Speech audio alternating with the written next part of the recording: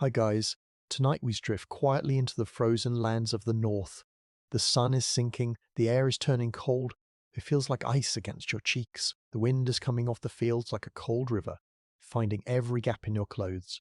You can hear the dry grass snapping under your boots. So before you get comfortable, take a moment to like the video and subscribe, but only if you genuinely enjoy what I do here, and if you want to let me know where you are listening from and what time it is where you are.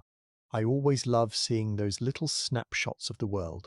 Now dim the lights and let the story begin. You are standing on top of a great wall. It is a high place, built of grey stone that feels rough and solid under your feet.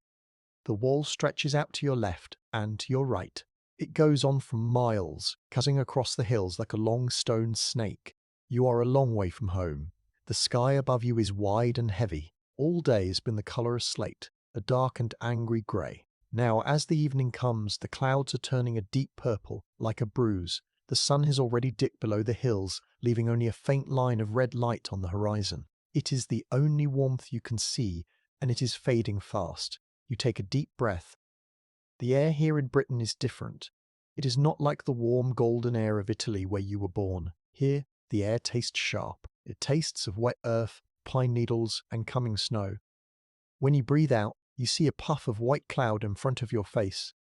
It hangs there for a second before the wind tears it away. The wind is the master of this place. It does not stop. It comes rushing down from the north, from the wildlands where there are no roads and no cities. It hits the stone wall and flows up and over the edge, slapping against your face. You pull your chin down into your scarf to hide from it. The scarf is made of wool, rough and scratchy against your neck, but you are thankful for it. Without it, your skin would feel raw. You are a soldier. You serve the great empire that covers most of the known world. You have marched thousands of miles to be here. You have walked on paved roads through sunny valleys, crossed high mountains, and sailed across the grey sea. But nothing prepared you for this winter. In the south, winter is just a time of rain and cooler days. Here, it is an enemy. It is a beast that tries to freeze the blood in your veins. You shift your weight from one foot to the other. You are trying to keep the feeling in your toes. You look down at your boots. They are strong boots, made of thick leather strips. They lace up your ankles and hold your feet tight. On the bottom, there are metal studs, like heavy nails. These studs are good for gripping the mud and the grass when you march. They dig into the earth so you do not slip. But here on the cold stone wall, the metal studs are a problem. The stone is freezing, colder than ice. The cold from the stone travels into the metal studs, passes through the leather sole, and goes straight into your feet. It feels like you are standing on a block of ice. You wiggle your toes, but they feel stiff and slow. You wish for a thick rug or a wooden plank to stand on, but there is only the stone. You look out over the edge of the wall. Below you, the ground drops away into a ditch. Beyond the ditch, there is a field of tall dead grass. It is brown and dry. The wind blows through it, making a sound like whispering voices. Hiss, hiss, hiss. It is a lonely sound. Further out, the forest begins. The trees are dark shapes against the darkening sky. They are oak and ash trees, old and twisted. In the summer, they were green and full of leaves. Now, they are bare skeletons, their black branches reaching up like fingers trying to grab the moon. You watch the trees carefully. Your job is to watch. You are the eyes of the fortress. You look for movement. You look for shadows that do not belong. The people who lived here before you came are out there somewhere. They know this land. They know how to hide in the snow and the dark. But tonight, the forest is still. There is no one there, just the deer and the foxes, trying to find shelter from the cold night. You lean on your spear. It is a heavy weapon called a pilum. It has a long wooden shaft made of smooth ash wood. At the top, there is a long thin neck of iron that ends in a sharp point. You have polished the wood with oil so it shines, even in this dim light. You have rubbed the metal with fat to keep the rust away. The rust is like a disease here. The damp air wants to eat the metal. Your hand is wrapped around the wood of the spear. You wear gloves, but the cold still seeps through. You can feel the weight of the weapon. It is a comforting weight. It reminds you of your training. It reminds you that you are strong, that you are part of a legion, a great army of brothers. But even a legion cannot fight the cold with swords and spears. The cold does not bleed. It just waits. It waits for the fire to go out. It waits for you to stop moving. You look behind you, into the fort. The fort is like a small town built inside a square of walls. You see rows of buildings with low slanted roofs. These are the barracks where the men sleep. You can see smoke rising from the chimneys, thin grey lines going straight up into the dark sky. The smoke smells of burning wood.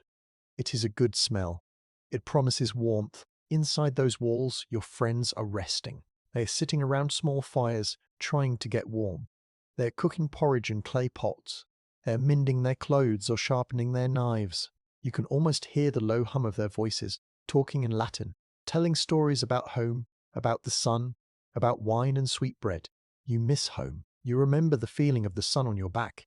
You remember the sound of the cicadas buzzing in the olive trees. You remember the stone tiles of your father's house, warm under your bare feet. Here, nothing is warm unless you burn it. A snowflake lands on your hand. It is tiny and white, a perfect little star of ice. Then another lands on your shoulder, and another. The snow is starting again. It falls silently. It does not make a sound like rain. It just appears, covering the grey world in white. You brush the snow off your arm. You look at your armor. You are wearing a shirt of mail, thousands of little iron rings linked together. It is heavy and strong. It can stop a knife or an arrow. But against the cold, it is useless. In fact, it makes it worse. The iron rings get cold and stay cold. They sit heavy on your shoulders, a coat of frozen metal. Underneath, you wear a padded coat to keep the metal off your skin. But the chill still finds a way in. You pull your heavy wool cloak tighter around you. The cloak is your best friend. It is dyed a deep dark red. It is thick and heavy, smelling of the sheep it came from. You have pinned it at your shoulder with a bronze brooch. You pull the hood up over your helmet. The helmet is made of iron too, and it feels like a bucket of ice on your head. The wool hood helps. It creates a small pocket of warm air around your face. You stand there, a red shape in the grey night. You are a statue that breathes. The silence of the north is deep. It is not an empty silence. It is a heavy silence. It presses against your ears. Sometimes you hear a dog bark inside the fort. Sometimes you hear the distant hoot of an owl in the woods. Hoo, hoo, hoo. But mostly it is just the wind and your own breathing. You close your eyes for a second, just to rest them. You feel the cold on your eyelids. You listen to the wind. You think about the builders. You saw them earlier today, walking around the camp with measuring rods and tablets of wax. They were pointing at the ground. They were arguing about bricks and clay. They say they are going to build something new, something special. They say they are going to bring the summer inside the buildings. They say they can make a floor that feels like a sun-warmed stone, even in the middle of winter. It sounds like magic to you. How can a floor be warm without a fire right on top of it? How can you walk on heat? You do not understand it. You are a soldier, not a builder. Your job is to stand and fight, not to lay bricks. But as the wind cuts through your cloak and your toes ache in your boots, you hope they are right. You hope they can do this magic. You imagine taking off these heavy boots. You imagine walking barefoot on a warm floor while the snow falls outside. It is a nice dream. It keeps your mind busy while the night gets darker. The moon is trying to come out from behind the clouds. It is a pale, watery light. It shines on the snow that is starting to cover the dead grass. The world is turning black and white. You shift your spear to the other hand. You stamp your feet again. Thud, thud. You take another deep breath of the sharp, icy air. Your watch is not over yet. You must stand here for a while longer. You must be the guardian of the night. You must watch the darkness so your brothers can sleep. But soon the builders will start their work. And maybe, just maybe, this winter will not be so hard after all. You look down at your chest. The metal plates of your armor gleam dully in the moonlight. This armor is called the lorica. It is made of curved strips of iron held together by leather straps and brass hooks. In the summer, when the sun is high and hot, this armor shines like a mirror. It makes you look like a god of war. It scares the enemy before you even throw a spear. But tonight, it does not feel like a suit of power. It feels like a cage of ice. You tap the metal with your gloved finger. Clink. The sound is flat and dead. The iron has soaked up the cold from the air. It holds the cold against your body. Underneath, you wear a padded coat, thick with cotton and wool, to stop the metal from rubbing your skin. But the cold is heavy. It presses through the padding. It finds your ribs. It settles in your bones. It feels as if you are carrying the winter itself on your shoulders. You think about where this armor was made. It was likely made in a workshop far away, perhaps in sunny Italy or warm Gaul. The smith who hammered this iron was probably sweating by a hot fire. He was thinking of keeping you safe from swords and arrows. He was not thinking of the frost. He was not thinking of a wind that cuts like a knife. The Roman army is famous for being the same everywhere. A soldier in the hot sands of the desert wears the same kit as a soldier in the wet forests of Britain. It is the Roman way. Order, rules, sameness. But the weather does not follow Roman rules. The weather here does not care about the empire. You pull your arms in tight against your sides. You look at your tunic. It is made of red wool. The colour is bright, the colour of Mars, the god of war. It hangs down to your knees. In the south, this is perfect. It lets the air move. It keeps you cool when you march. But here, the wind rushes up under the hem. It swirls round your legs. Your knees are bare. That is the style of the soldier, but the skin on your knees is red and rough from the cold. The wind bites at them. You have tried to wrap your lower legs in strips of cloth, like bandages, to keep them warm. It helps a little, but the dampness of the air makes the cloth wet, and wet cloth is colder than no cloth at all. You look down at your feet. This is the hardest part. You're wearing sandals. They are called caligae. They are strong sandals, the best in the world for marching. The soles are thick leather, made of several layers, stitched together, but the top is not a solid boot. It is a web of leather straps. It looks like a net over your foot. The straps are designed to let your feet breathe. When you march for miles in the heat, your feet swell and sweat. The open straps let the sweat dry so you do not get blisters. In the summer, you love these boots. You can walk forever in them. But look at them now. Snow is starting to pack into the spaces between the straps. It sits on top of your woolen socks. The heat from your foot melts the snow, turning it into ice water. The water soaks into the wool. Then, the cold air freezes it again. Your feet are encased in a slush of leather and ice. You wiggle your toes again. You have to keep doing it. If you stop, you might lose the feeling in them completely. You press your toes down against the sole. You feel the metal studs underneath. There are nearly 100 iron studs in each boot. They are great for gripping the earth, but terrible for warmth. Metal loves the cold. It pulls the heat right out of the bottom of your feet. You shift your stance on the wall. You hear a sound at your waist. Jingle, click. It is your belt. The cingulum. It is a heavy leather belt covered in bronze plates. Hanging down from the front are several strips of leather decorated with metal discs. They're meant to protect your lower body and make a loud, scary noise when you run into battle. Clash, clash, clash. Now, in the quiet night, they just make a soft, frozen sound. Leather strips have frozen stiff. They do not swing loosely anymore. They are hard, like sticks of wood. When they hit against each other, they sound hollow. Even the leather has given up. You put your hand on the hilt of your sword. The handle is made of bone. It feels smooth and dry. This is the only thing that does not feel hostile. The sword is tucked away in its wooden scabbard, safe and dry. You envy the sword. It is wrapped up warm in wood and leather, while you stand out here in the wind. You look at the other guard standing 20 paces away. He is just a dark shape in a cloak. He is stomping his feet up and down, up and down. You know exactly how he feels.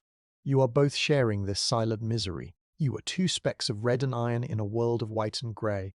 You remember the stories the old veterans told you. They said Britain was a land of mist and ghosts. They said the sun was afraid to shine here. You thought they were just trying to scare you. You thought they were exaggerating. Now you know they were telling the truth. But you also know that Roman soldiers are stubborn. You do not just complain. You solve problems. If the uniform is not enough, you will build something that is. If the clothes cannot keep the cold out, you will change the world around you. You look back towards the center of the fort again. You see the light of a torch moving near the headquarters building. It is a small dot of orange fire, bobbing up and down. Someone is walking with purpose. The builders are not sleeping tonight. They are awake. They are thinking. The Romans have conquered the world with swords, yes, But they've also conquered it with shovels, picks, and trowels. When a river blocks the way, you build a bridge. When a hill is too steep, you cut a road through it. And when the air is too cold to live in, you must find a way to heat the earth itself. You wrap your cloak tighter. The wool is scratchy against your chin. It smells of smoke and lanolin. It is a comforting, earthly smell. It reminds you of the farms back home. You take a moment to just listen. The snow is falling heavier now. It makes a very soft hissing sound as it hits the stone floor of the wall.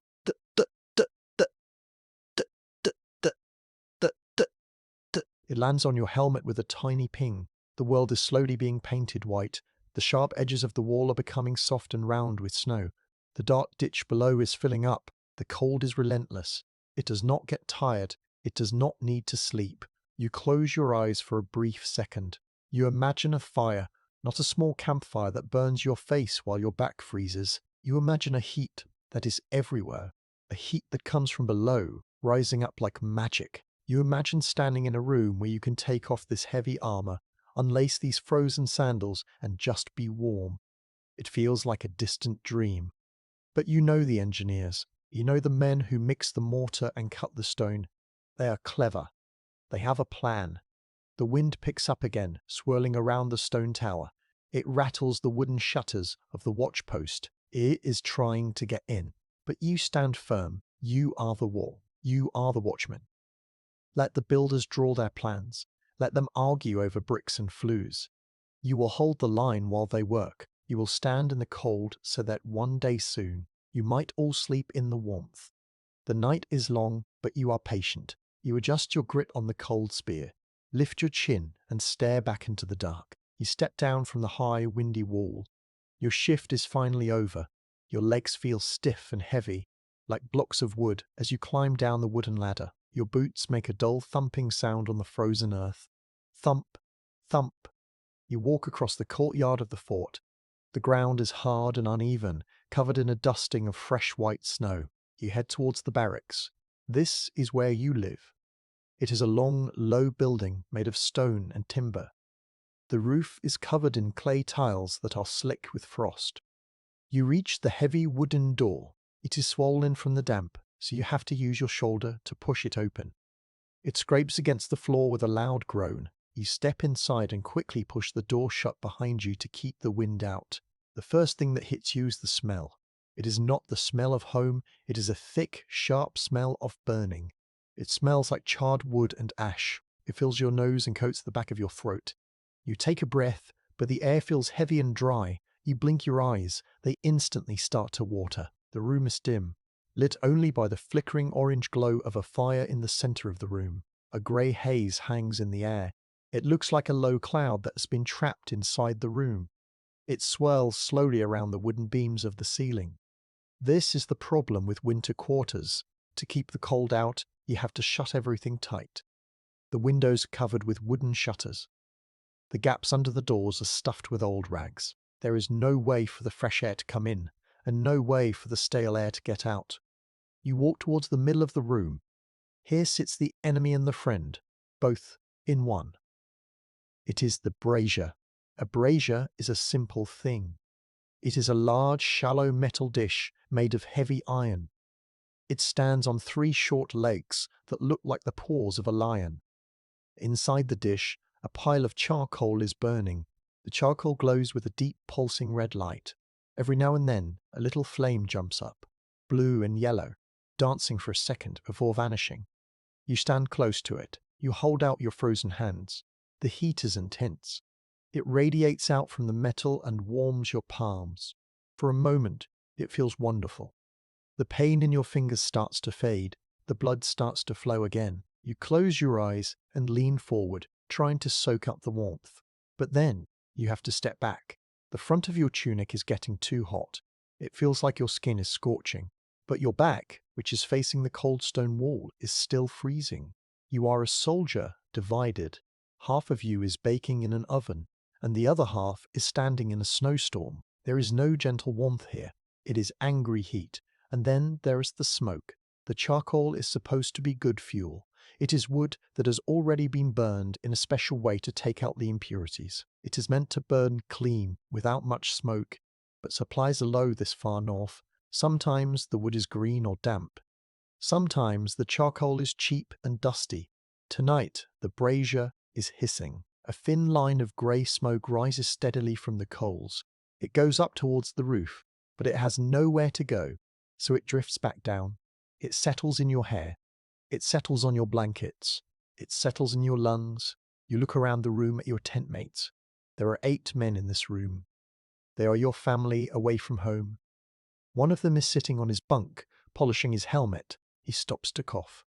It is a deep, dry cough that shakes his shoulders. He rubs his eyes with the back of his hand. His eyes are red and rimmed with pink, looking sore. Another soldier is trying to eat his dinner. He is holding a wooden bowl of porridge, but he is squinting against the smoke. He eats squinting against the smoke. He eats quickly, just to get it done. The food probably tastes of smoke, too. Everything here tastes of smoke. The bread, the cheese, even the water in the cup. You look at the walls. When you first arrived in the summer, these walls were painted a bright, clean white. It made the room feel big and cheerful. Now, the walls are the color of the storm cloud. If you run your finger along the plaster, your fingertip comes away black. It is soot. It is a layer of oily black dust that covers everything. You walk over to your bunk. It is a simple wooden frame with a mattress stuffed with straw. You sit down heavily. The straw rustles underneath you. You unbuckle your belt and let it drop to the floor. Clunk. You pull off your heavy cloak. It smells strongly of the smoke. You know that even if you wash it in the river, the smell will never truly go away. It is part of the cloth now. You notice a small detail on the shelf above your bed. It is a small oil lamp made of terracotta clay. It is shaped like a tiny boat. The flame at the tip is struggling. It flickers and dips. The air in here is so bad, so full of fumes, that even the lamp has trouble breathing. If the fire cannot breathe, how can you? You lie back on your bed, staring up at the dark rafters. The smoke makes strange shapes in the shadows. It looks like ghosts drifting back and forth. It is quiet in the barracks now. Most of the men are too tired to talk. You hear the rustle of straw as someone turns over. You hear the snapping of a coal in the brazier, pop, and you hear the wind outside, still howling, clawing at the wooden shutters. Rattle, rattle.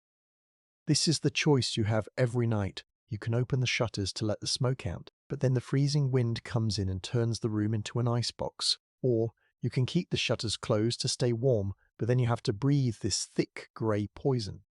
It feels like living in a cave. You are Roman citizens. You are used to civilization. You are used to clean baths and airy villas. But here, on the edge of the world, you are living like bears in a den, huddled around a smoky pit. You feel a tickle in your throat. You cough, trying to clear it. The taste is bitter. You take a drink of water from a flask. The water is cool, which helps, but it washes the taste of ash down into your stomach. You watch the brazier again. The metal sides are glowing faintly in the dark. It looks like a red eye staring at you. It is a clumsy way to heat a room. It is messy. It is dangerous. If someone kicks it over in their sleep, the straw mattresses will catch fire in seconds. You remember the builders you saw earlier. You remember their talk of a hidden fire. You wonder what that means. How can you hide a fire? Fire needs air. If you hide it, won't it just go out? Or won't it burn the building down? You try to imagine a room with no brazier. A room with clear air. A room with clear air. A room where you can take a deep breath without coughing. A room where the walls stay white and your eyes don't sting. It seems impossible. Heat means fire, and fire means smoke. That is the law of nature. But the Romans are good at breaking the laws of nature. You pull your wool blanket up to your chin. It is scratchy, but it holds the heat well. You watch the embers in the brazier slowly turning from bright red to a dull grey ash. The heat will fade soon. By the time morning comes, the room will be freezing again. You will wake up with ice on your blanket and the taste of soot in your mouth. You close your eyes, trying to ignore the stinging sensation. You listen to the steady breathing of your friends. They are asleep now, escaping the smoke in their dreams. You drift in the space between waking and sleeping. You are warm on one side, cold on the other. You dream of a sun that shines from the ground. You dream of a fire that has no smoke. It is a pleasant dream, soft and hazy like the grey air in the room. Tomorrow, the digging begins. Tomorrow, the builders will start to tear up the floor. You do not know exactly what they are doing, but you know it has to be better than this iron pot of choking smoke. You drift deeper into sleep, hoping that the engineers can truly tame the winter. The fire pops one last time. The shadows settle. The watch continues, but for now, you rest in the grey, smoky dark. The morning light is pale and weak. It filters through the low clouds, casting a flat grey shadow over the fort. The snow has stopped falling for now, but the ground is covered in a fresh, white blanket. It crunches loudly under your boots as you walk. Crunch, crunch. The air is still freezing, but at least outside, the air is clean. You take a deep breath, glad to be away from the smoky haze of the barracks. You walk towards an open space near the bathhouse. A small group of men has gathered there. They are standing in a circle, looking down at something. You move closer to see what is happening. In the middle of the group stands a man who looks different from the others. He is not wearing the heavy armor of a legionary. He wears a thick tunic of undyed wool, the color of oatmeal, and a heavy cloak wrapped tight around his shoulders. He does not carry a spear or a shield. Instead, he carries tools of wood and bronze. He is the architectus, the master builder. He is an older man, with a face that looks like it has been carved from oak. His skin is weathered and brown, lined with deep creases from years of squinting at the sun and the stone. He looks calm. While the soldiers around him are stamping their feet and rubbing their arms to stay warm, he stands perfectly still. He is thinking. In his hands, he holds a rectangular object. It looks like a shallow wooden box, about the size of a large book. This is a wax tablet. You watch as he opens it. Inside, the wood is filled with a layer of dark yellow beeswax. The wax has been smoothed flat, like a calm lake. It smells faint and sweet, a tiny memory of summer flowers in the middle of this winter. In his other hand, he holds a stylus. It is a pen made of bronze. One end is sharp and pointed for writing. The other end is flat and wide, like a small spatula, for rubbing out mistakes. The builder looks at the frozen ground, then at the tablet. He presses the sharp point into the soft wax. Scritch. He draws a straight line. Scritch. He draws another. He is drawing a plan. You step a little closer, leaning in to see. The other soldiers make room for you. Everyone is curious. They want to know how this man intends to fight the cold. He draws a large square on the wax. This, he says, his voice rough and deep, is the room. He points to the square. It is just a box in the wax. It looks like any other room. You do not see the magic yet. Then he draws a smaller square attached to the side of the big one. And this, he says, tapping the wax with his stylus, is the furnace, the praefernium. He explains it simply. He tells you that usually, when you build a fire, you put it inside the room. You put it in a brazier or a hearth. The fire is right there with you. It gives you heat, but it also gives you smoke. It eats your air. But here, the builder says, we will change the rules. He uses the stylus to draw lines connecting the small square to the big square. The fire stays outside, he says. We build a stone mouth here, outside the wall. We feed it wood. We make it raw. One of the younger soldiers shakes his head. If the fire is outside, he asks, how does the heat get inside? The stone walls are thick. The heat will just fly away into the sky. The builder smiles. It is a small, knowing smile. He flips the stylus over and uses the flat end to smooth out a patch of wax. He is ready to draw again. We do not send the heat through the wall, he says. We send it under the floor. He starts to draw a side view of the room. He draws the ground. Then he draws lots of little vertical lines standing on the ground. They look like tiny soldiers standing in rows. We lift the floor, he explains. We do not lay the floor on the cold earth. We build it up. We put it on pillars, stacks of tiles. He draws a thick line on top of the little pillars. This is the floor you walk on, he says. It floats. You look at the drawing. It looks strange. A floating floor, a floor with empty space underneath it. It seems dangerous. Won't it crack? Won't it collapse if 20 heavy men in armor march across it? The builder sees the doubt in your faces. It will be strong, he promises. Stronger than rock, concrete and tile.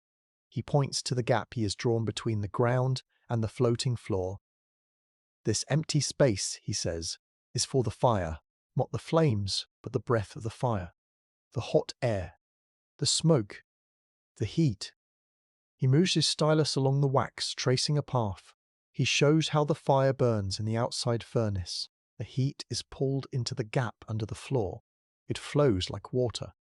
It fills the empty space, swirling around the little pillars.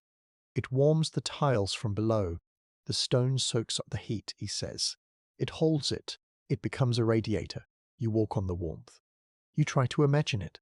You imagine taking off your boots and standing on a floor that feels like a sun-baked rock. You imagine the heat traveling up through the soles of your feet, warming your blood, traveling all the way up to your frozen nose.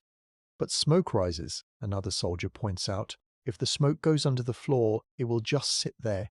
It will choke the fire. The builder nods. Correct. Smoke wants to rise, so we let it. He draws the walls of the room, but he does not draw them as solid blocks. He draws them with hollow spaces inside. We put pipes in the walls, he says. Clay pipes, box tiles. The hot air goes under the floor, then it finds the walls. It climbs up inside the walls, warming them too. Then he draws a little puff of smoke coming out of the roof. It flies away. The smoke goes out the chimney. The heat stays in the stone. He looks up from the tablet. His eyes are bright. He is proud of this idea. It is a clever trick. It is called a hypocaust. The word comes from the Greek language. Hypo means under. Kaust means burned. Fire underneath. It is a machine for living in. It turns the whole building into a gentle stove. But you are not the food being cooked. You are just safe and warm inside. The builder closes the wax tablet. Snap. The sound is sharp in the cold air. This is the plan, he says. Simple. He hands the tablet to his assistant. He looks at the ground where the new building will stand. Right now, it is just a patch of frozen mud and dead grass. It looks hopeless. It looks like nothing can ever be warm here. But the builder sees something else. He sees the rows of pillars. He sees the flow of the heat. He sees the future. He reaches into a leather pouch at his belt and pulls out a tool. It is a plumb line. It is a simple string with a heavy lead weight at the bottom, shaped like a pine cone. He holds it up. The weight pulls the string straight down, pointing to the center of the earth. We start digging today, he announces. He walks over to a spot on the ground. He drops the weight. It hits the dirt with a soft thud. He mops the spot with his heel. This is the corner. This is where the warmth begins. You watch him work. You feel a new respect for this man. You fight with iron and wood, but he fights with geometry and clay. You fight the barbarians, but he fights the elements. The wind blows again, ruffling the builder's grey hair. He does not shiver. He is too busy working. He pulls out a measuring rod, a long wooden stick with brass markings. He starts to measure the length of the wall. You look at the other soldiers. They are nodding. The skepticism is fading. The idea is starting to make sense. If the Romans can build aqueducts to carry water across valleys, surely they can build a floor to carry heat. You look down at your own feet. The leather straps of your sandals are still stiff with cold. Your toes are still numb. But now, you have a picture in your head. You have the image of the wax drawing, the floating floor, the hidden fire. It gives you a little spark of hope. The winter is long and the snow is deep, but the plan has been drawn. The mind of the empire has arrived in the frozen north. You turn away from the group, ready to go back to your duties. You have to clean your armor and sharpen your blade. But as you walk away, you look back one last time. The builder is crouching down now, drawing a line in the dirt with a stick, showing a laborer where to dig. The work is beginning. The battle against the cold has officially started. And for the first time since you arrived in this grey land, you believe you might actually win. The silence of the morning does not last long. Soon a new sound fills the air. It is not the sound of trumpets or marching feet. It is the sound of metal hitting the earth. Clang, thud, clang. The work has begun. You stand at the edge of the marked area. The builder has left his lines in the dirt, and now the soldiers have to make those lines real. You are watching a group of 20 men. They are your brothers in the legion. But today they do not look like warriors. They look like farmers or miners. They have taken off their heavy armor. The chainmail shirts are piled up on a wooden cart nearby. They have taken off their red cloaks and their helmets. They are stripped down to their tunics. Their arms are bare. In this freezing air, their skin looks pale and cold, covered in goosebumps. But soon they will be warm. Hard work is the poor man's fire. The ground here is the first enemy. The top layer of the earth has frozen solid. The frost has gone deep, knitting the soil and the stones together into a hard grey crust. It is like trying to dig through concrete. The men are using a special tool. It is called a dolabra. It is a heavy tool, a mix of two things. On one side of the iron head, there is a sharp axe blade. On the other side, there is a curved pick, like a pointed tooth. The handle is made of smooth, thick ashwood. It is heavy in the hand. You watch a soldier near you. He is a big man with broad shoulders. He lifts the dolabra high above his head. He pauses for a second at the top of the swing. Then he brings it down with all his might. Whack! The pick hits the ground. It does not slice in easily. It hits with a jar that you can feel through the soles of your boots. The shock travels up the man's arms to his shoulders. He grunts with the effort. He has only chipped a small piece of the frozen earth. A few clods of icy dirt fly up and land on the snow. He has to strike again, and again, and again, and again. It is slow work. The earth fights back. It wants to stay frozen. It wants to stay asleep. But the Roman army is stubborn. The army does not stop for rock or root. Slowly, the crust begins to break. The men find a rhythm. It is a steady beat, like a slow drum. Lift. Swing. Hit. Lift. Swing. Hit. Lift. Swing. Hit. Lift. Hit. As they break through the frost, the dirt underneath is different. It is softer, but it is heavy and wet. It is dark brown, almost black. As the shovels turn it over, a new smell rises into the air. It is the smell of damp soil, of old roots and wet clay.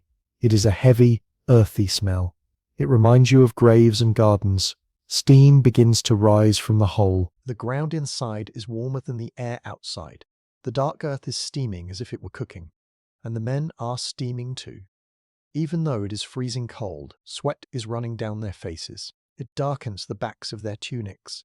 Their breath comes in short, white puffs.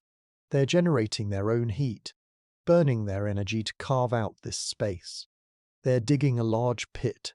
This is not just a foundation for a wall. This is the hollow space the builder talked about. This is the belly of the beast. The plan says they must dig down about 3 feet. It has to be deep enough for the hot air to circulate. It has to be deep enough for a small man or a boy to crawl inside if something needs fixing later. You watch them clear the loose dirt. They use wooden shovels with iron tips. They scoop up the heavy piles of mud and throw them into wicker baskets. Then other men carry the baskets away. Scrape, lift, toss. Sometimes the digging stops. A soldier hits a big rock buried in the mud. Clunk. The rhythm breaks. He calls for help. 2 other men come over with crowbars. They wedge the iron bars under the stone. They heave and push. 1, 2, heave. The stone sucks at the mud. It does not want to leave its bed. But slowly, with a wet, squelching sound, it pops free. They roll it out of the hole, panting for breath. You walk closer to the edge of the pit. You look down. It is becoming a large, rectangular swimming pool of mud. The sides are straight and neat. Romans like straight lines. Even a hole in the ground must be perfect. You see something in the dirt wall. It is the root of an old tree, thick and twisted like a snake. The dolabra swings again. Chop. The root is cut clean. The white wood inside the root stands out bright against the black dirt. This land is old. It has been wild for a long time. Now, for the first time, it is being tamed. You take a moment to look at the sky. The clouds are shifting. A beam of pale sunlight breaks through. It shines on the wet, dark earth of the pit. It makes the mud glisten. It is a strange contrast. The air is so cold that it hurts your nose. But down there in the pit, The men are wiping sweat from their foreheads.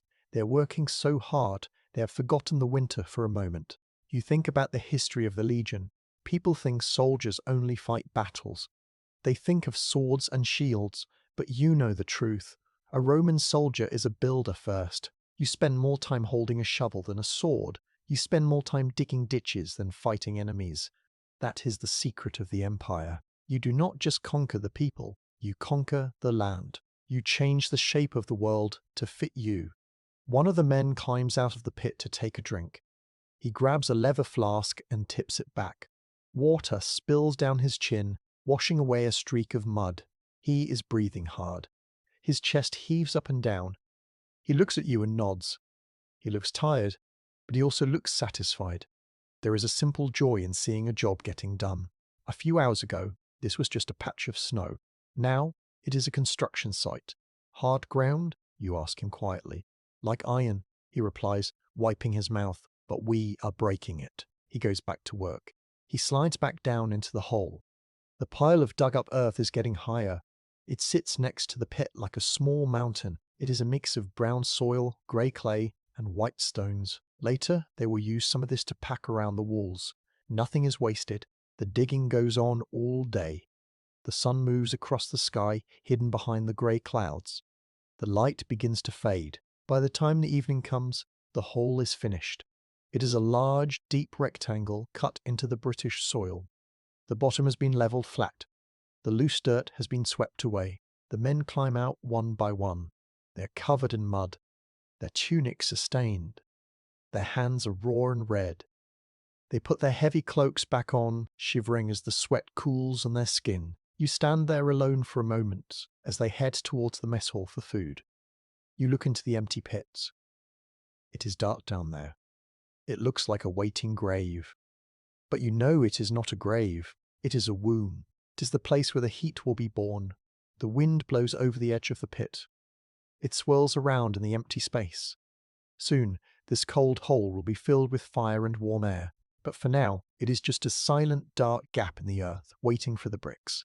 You turn away. The first step is done. The ground is open. Now, the building can begin. You head back to your post. The sound of the pickaxe is still echoing in your mind. Clang, thud, clang. The sound of progress.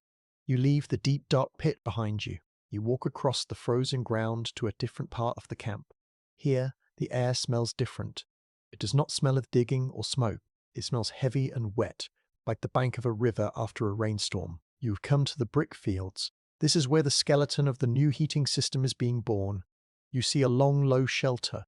It is just a roof made of thatch, held up by wooden poles. There are no walls. The wind blows right through it, but at least it keeps the snow off the work. Under the roof, there are mounds of earth. But this is not the black soil from the pit. This is clay. It is a deep, rich red colour. It looks like the colour of dried blood or rusty iron. It was dug up from the river valley nearby and brought here in carts. It sits in heavy, shiny piles. You walk up to one of the piles. You take off your glove for a moment. You want to feel it. You press your thumb into the clay. It is cold. It feels smooth and greasy, like cold butter. It sucks at your skin when you pull your thumb away. It leaves a red stain on your finger. This red mud is the most important thing in the Roman world. With this, you build cities. With this, you build aqueducts. And with this, you will build the warmth. You watch the soldiers working. They are covered in the red stuff. It is on their tunics, on their faces, and caked up to their elbows. Their hands are their tools. First, they have to prepare the clay. It cannot be used straight from the ground. It has lumps in it. It has little stones and roots. If you leave a stone in the brick will crack when you bake it in the fire. So, the men are cleaning it. They are kneeling on the ground, working the clay with their hands. They squeeze it and fold it. It is like watching a baker making bread. But this dough is heavy and cold. They pick out the little pebbles and flick them away. Flick, flick. You watch a young soldier. He is kneading a large lump. He pushes the heel of his hand into the red mass. He folds it over. He pushes again. Squish. The clay makes a wet, sucking sound. It is hard work. The clay is stiff from the cold. It resists him. He has to use the weight of his whole body to push it down. His breath is steaming in the cold air.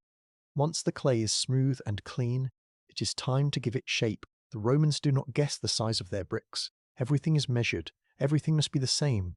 On a wooden table, there are molds. These are simple wooden frames, like empty boxes without a top or a bottom. They are made of oak, smooth and polished from years of use. The soldier takes the wooden mold. He dips it into a bucket of water. This makes the wood wet so the clay will not stick to it. He places the wet frame on a flat board. Then he grabs a big ball of the red clay. He lifts it up with both hands. It is heavy. He throws it down into the wooden frame with a loud slap. Whack! The sound echoes under the roof. It is a satisfying sound. The clay fills the corners of the wooden box. He punches it down with his fist to make sure there are no air bubbles hidden inside. If there is air inside, the brick will explode in the kiln later. Now he needs to make it flat. He takes a straight piece of wood or a wire. He pulls it across the top of the frame, slicing off the extra clay. It peels away like a ribbon of red skin. What is left inside the frame is a perfect square. The top is smooth and flat as a table. He carefully lifts the wooden frame up. The clay stays behind on the board. It sits there, a perfect, wet, red square. It looks soft. If you poked it now, you would ruin it. These are not the small bricks you might see in a house wall today. These are special tiles. They are wide and flat. Some are square, about the size of a dinner plate. These are called Bessades bricks. These are the ones that will be stacked up to make the little pillars under the floor. Other bricks are huge rectangles, big enough to cover a small table. These will be the floor itself, bridging the gap between the pillars. You watch the soldier make another one. Dip the mold, grab the clay, slap it down, smooth the top, lift the frame. It is a rhythm. It is a dance of mud and wood. But he is not finished yet. Before the brick dries, he has to mark it. He picks up a small stamp made of wood. He looks at the wet brick. He presses the stamp into the soft center of the clay. He rocks it back and forth gently, then pulls it away. You lean in to look. The stamp has left letters in the clay. Leg, XX, Legion 20. The 20th Legion. Valeria Victrix. The Valier and Victorious. This is the mark of your army. It tells the world who made this brick. It tells the world that the Roman army is here to stay. In 1,000 years, if someone digs up this ground, they will find this brick. They will read the letters. They will know that you were here. It is a strange thought. You are just a soldier standing in the cold, but you are leaving a message for the future in a piece of mud. The soldier lifts the board with the wet brick on it. He carries it over to a drying area. There are rows and rows of bricks here, hundreds of them. They are laid out on the ground like a carpet of red squares. They have to dry slowly. If they dry too fast in the sun, they will crack. If they freeze, they will crumble. So they are kept under the roof, safe from the snow and the wind. You walk down the rows. The smell of the wet clay is strong here. It is cool and damp. You can see the fingerprints of the soldiers on the sides of the bricks. You can see the swirl marks where they smoothed the top. These are the marks of human hands. Some of the bricks are already turning a lighter color. As the water leaves them, they turn from dark red to a pale pink. They are shrinking a little bit as they dry. They're getting ready for the fire. You stop to look at a pile of finished bricks that have already been fired in the kiln. They are stacked in a corner. These ones are different. They are not soft anymore. They are rock hard. They are a deep, burned orange color. You pick one up. It is rough against your gloves. It feels heavy and solid. You tap it with your knuckle. Clink. It rings like a bell. This is the magic of the builder. He takes soft, wet mud that you can squish in your fingers and he turns it into stone. He uses fire to make something that can hold fire. You put the brick back on the stack. The wind blows through the open shed. It is bitter cold. You see the workers pause to blow on their hands. Their fingers are red, not just from the clay, but from the cold. The wet mud sucks the heat right out of their skin. They have to stop every few minutes to plunge their hands into a bucket of warm water that sits near a small fire. You feel a sense of respect for them. It is not glorious work. No one writes songs about making bricks. But without these men, the fort would just be a collection of cold tents. Without these bricks, there would be no walls, no roof, and no heated floor. The sun is starting to get lower in the sky. The light is turning grey. The red clay seems to glow in the dim light. You watch the young soldier finish his last brick for the shift. He wipes his hands on a rag. He looks tired. He's probably made 100 bricks today, 100 squares of mud that will become the foundation of your comfort. He looks at his work. The rows of wet squares stretch out in the gloom. He nods, satisfied. You turn to leave the brickfields. The sound of the slapping clay follows you. Whack, whack. It is the heartbeat of the construction. You walk back towards the main camp. Your boots crunch on the snow. You look at the stone buildings around you. You realize now that they are all made of this. Every wall, every tile, every arch. It is all just mud that has been given a shape and a purpose. You feel the cold wind on your face again. It is sharp, but you know that the weapons to fight it are being made, one wet square at a time. The clay is being shaped. The pieces of the puzzle are coming together, and soon they will be ready to build the towers of heat. You walk back to the large pit that was dug yesterday. It is no longer just a hole in the mud. It has become a workshop. The ground inside has been leveled and beaten flat until it is as hard as a road. Today, the space is full of movement. Soldiers are walking back and forth, carrying heavy baskets on their shoulders. They are bringing the finished bricks from the drying sheds. These are the small square ones, the Besselis bricks, which are now hard and orange like toasted bread. You watch a mason climb down a ladder into the pit. He carries a wooden bucket in one hand and a tool in the other. The tool is a trowel. It has a flat, diamond-shaped blade made of iron and a smooth, wooden handle. It is the most important tool for what comes next. He finds his spot in the corner of the pit. He kneels down on a mat of woven straw to keep his knees off the cold ground. Next to him sits a tub of mortar. You smell the mortar before you see it. It has a sharp, dusty smell that tickles your nose. It smells like wet chalk. It is a mixture of lime, sand, and water. The lime comes from burning white stones in a hot fire until they turn into powder. When you mix that powder with water, it becomes a sticky grey paste. But you have to be careful. The lime is strong. If you get it on your skin and leave it there, it will burn you. It will make your skin red and raw. The mason knows this. He has wrapped his hands in rags, leaving only his fingertips free to work. He dips his trowel into the grey paste. Slop. He scoops up a blob of mortar. He flicks his wrist and the mortar lands on the hard ground with a wet splat. He spreads it out in a small square. Then he picks up the first brick. He presses it down into the wet grey bed. He wiggles it a little to make it settle. Then he takes the wooden handle of his trowel and taps the top of the brick. Tap, tap, tap. This sound is the music of the morning. It is a gentle, hollow sound. It tells him that the brick is solid. It tells him that the brick is level. He puts another blob of mortar on top of that brick. Then he puts another brick on top of the mortar. Tap, tap, tap. He is building a tower. But it is a very small tower. It is only as wide as his hand. He built it up, layer by layer. Brick, mortar, brick, mortar.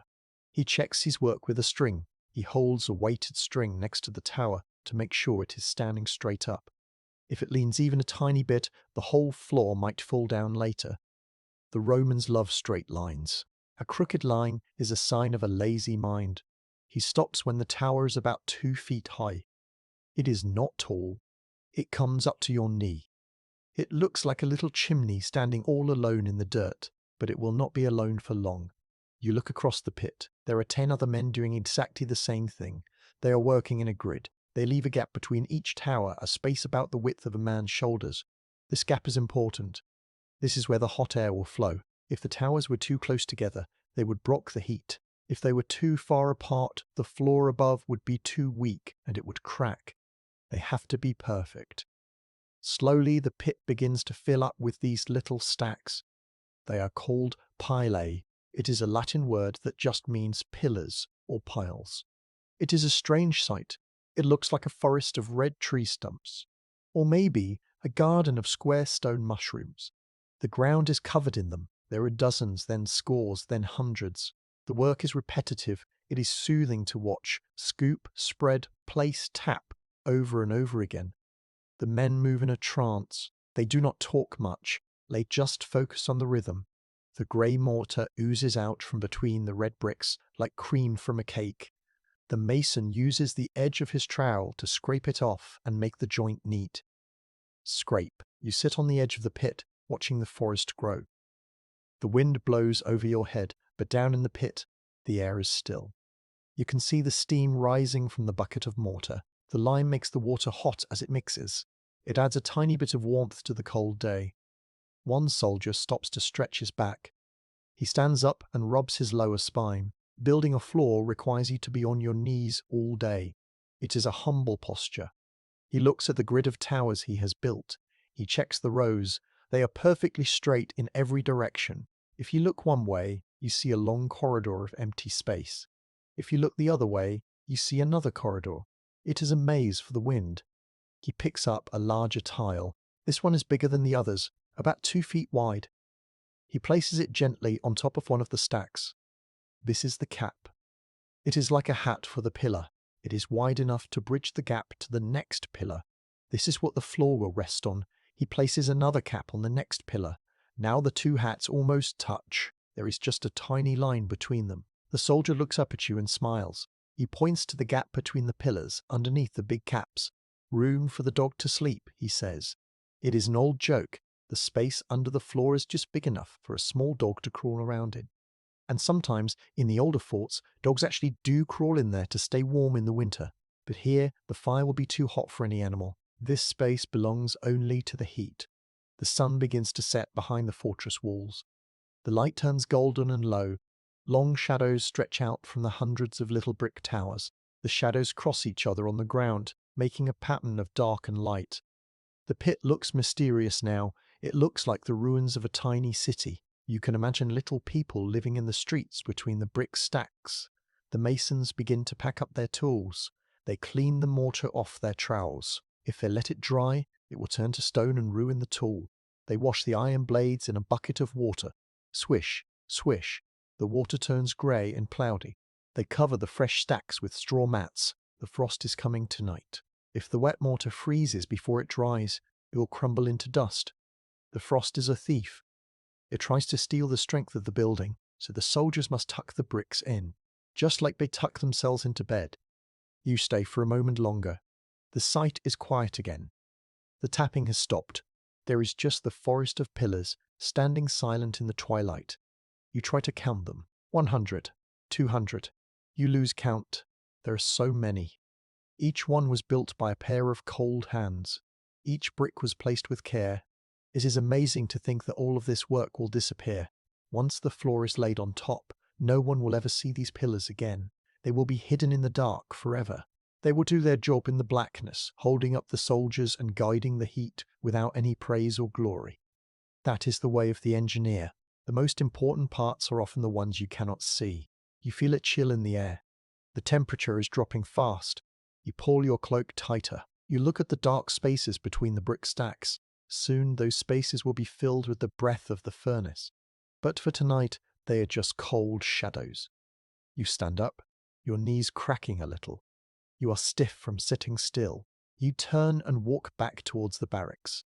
You can see the smoke rising from the cooking fires. You are hungry for hot stew and bread. As you walk, you listen to the sound of your own footsteps. You think about the little brick soldiers standing guard in the pit. They are ready. They are waiting for their burden. Tomorrow, the heavy work begins. Tomorrow, the floor will cover the forest. The secret world underneath will be sealed away, but you will remember it. You saw it being built. You saw the care and the sweat. And you know that when you finally stand on that warm floor, you will be standing on the shoulders of 1,000 little red towers. The watch is ended for the day. You whisper to the empty air. But you know the work is only half done. The camp is sleeping. The moon is high and bright tonight. It hangs in the sky like a polished silver coin. The clouds have cleared away, leaving the stars to freeze in the black darkness. It is the kind of cold that makes the air feel thin and sharp. You are walking back to the construction site. You cannot sleep. The barracks are too smoky, and the snoring of the other men is too loud. You need the quiet of the night. You need to be alone with your thoughts. You reach the edge of the pit. In the moonlight, it looks strange. Yesterday, it was a hive of activity, full of men and noise. Now it is a silent, secret world. You look down. The hundreds of little brick towers, the pili array standing there in the dark, they cast long black shadows across the dirt floor. It looks like a city for ghosts. It looks like a forest made of stone where nothing grows. You decide to go down. You want to see what it feels like to be inside the machine. You climb down the wooden ladder. The rungs are icy and slippery under your gloves. You step onto the hard earth at the bottom of the pit. It is different down here. The wind does not reach you. The walls of the pit block the breeze. It is perfectly still. The silence is heavy. It presses against your ears. You feel like you are standing at the bottom of a dry well. You crouch down. You have to. The little towers are only up to your waist. If the floor was on top of them right now, you would have to crawl on your belly to move around. You look through the gaps between the pillars. It is like looking down a long, endless hallway. The rows go on, vanishing into the shadows. It is a maze. You put your hand out and touch one of the brick stacks. The clay is freezing cold. It feels dead. It is hard to believe that soon this cold brick will be too hot to touch. Soon this silent place will be filled with a roaring wind of fire. This is the secret of the Roman engineer. He builds with stone, yes. He builds with wood and iron, but his most important material is space. He builds with emptiness. You think about that for a moment. To make the room warm, you do not fill it up. You hollow it out. You create a void. The builders understand something that most people do not. They understand that air is like water. It flows. It has currents. It can be pushed and pulled. If you pour water into this pit, it would flow around the bricks. It would fill every corner. It would swirl around the pillars. Heat does the exact same thing. The hot air from the furnace will rush into this space. It will be a river of heat. It will wash over these pillars like a flood. But right now there is only the cold air. You crawl forward a few steps. Your knees are on the hard dirt. You are moving deeper into the forest of bricks. You feel small. You feel like a child hiding under a table. You spot something on the ground. It catches a tiny glint of moonlight. You reach out and pick it up. It is a bronze nail. One of the carpenters must have dropped it earlier. It is a small thing, square-headed and sharp. You roll it around in your gloved fingers. If you leave it here, it will stay here forever. When they put the heavy floor on top of these pillars, this space will be sealed. No human hand will ever reach in here again. This nail would lie in the dark for 1,000 years. It would sit here while the soldiers marched above. It would sit here while the empire fell. It would sit here until the roof collapsed and the grass grew over the ruins. You are the last person to visit this underworld. You are the last witness to the empty space. You put the nail in your pouch. You will keep it. A little souvenir from the bottom of the floor. You sit back on your heels. You listen. You can hear the faint sound of the sentry walking on the wall far away. Crunch, crunch. But down here, the sound is muffled. You feel safe. You feel hidden. It is a clever trap for the heat. The heat will come in and it will want to escape. It will want to go up. But the floor will trap it. The floor will say, no, you must stay here. You must give me your warmth before you go. The heat will have to squeeze between these pillars. It will rub against the rough bricks. It will brush against the ceiling of the crawl space. And as it moves, it will leave its energy behind. It is a ghostly exchange. The fire gives its life to the stone, and the stone gives its life to the soldier. You look at the mortar between the bricks. It is dry now. The frost has not killed it. The pillars are strong. They are ready to hold the weight of the world. You wonder what it would be like to be down here when the fire is lit. It would be terrifying. The darkness would turn to orange. The silence would turn to a roar. The air would become a scorching wind that would burn your lungs. It would be like standing inside a volcano. But up above, in the room, it will just be a gentle warmth. The soldiers walking on the tiles will never know about the volcano underneath their feet. They will never know about the dark forest of pillars holding them up. They will just feel comfortable. They will just feel safe. That is the best kind of work, you think. The work that makes life better without asking for attention. You feel a shiver run down your back. The cold of the earth is seeping through your boots. It is time to go. You cannot stay in the underworld all night.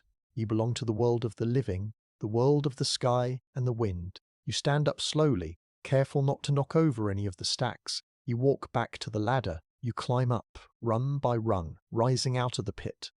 When your head pops up over the edge, the wind hits you again. It bites your cheeks. It reminds you that the winter is still waiting. You look back down one last time. The shadows seem deeper now. The pillars look like soldiers standing at attention, waiting for their orders. They are waiting for the heavy blanket of the floor to be laid upon their heads. Sleep well, you whisper to them. Tomorrow the darkness becomes permanent. Tomorrow the lid goes on the box. But tonight the moonlight touches the bottom of the pit one last time. You turn and walk away.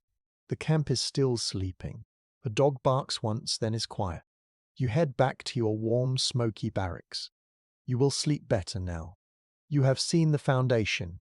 You have seen the empty space where the magic will happen, and you know that the plan is good. You slip quietly through the door of your room. You wrap yourself in your blanket. You close your eyes, and in your mind you can still see the silent, waiting rows of the hidden floor. The empty space is ready to be filled. You walk around to the outside of the building. The wind here is stronger.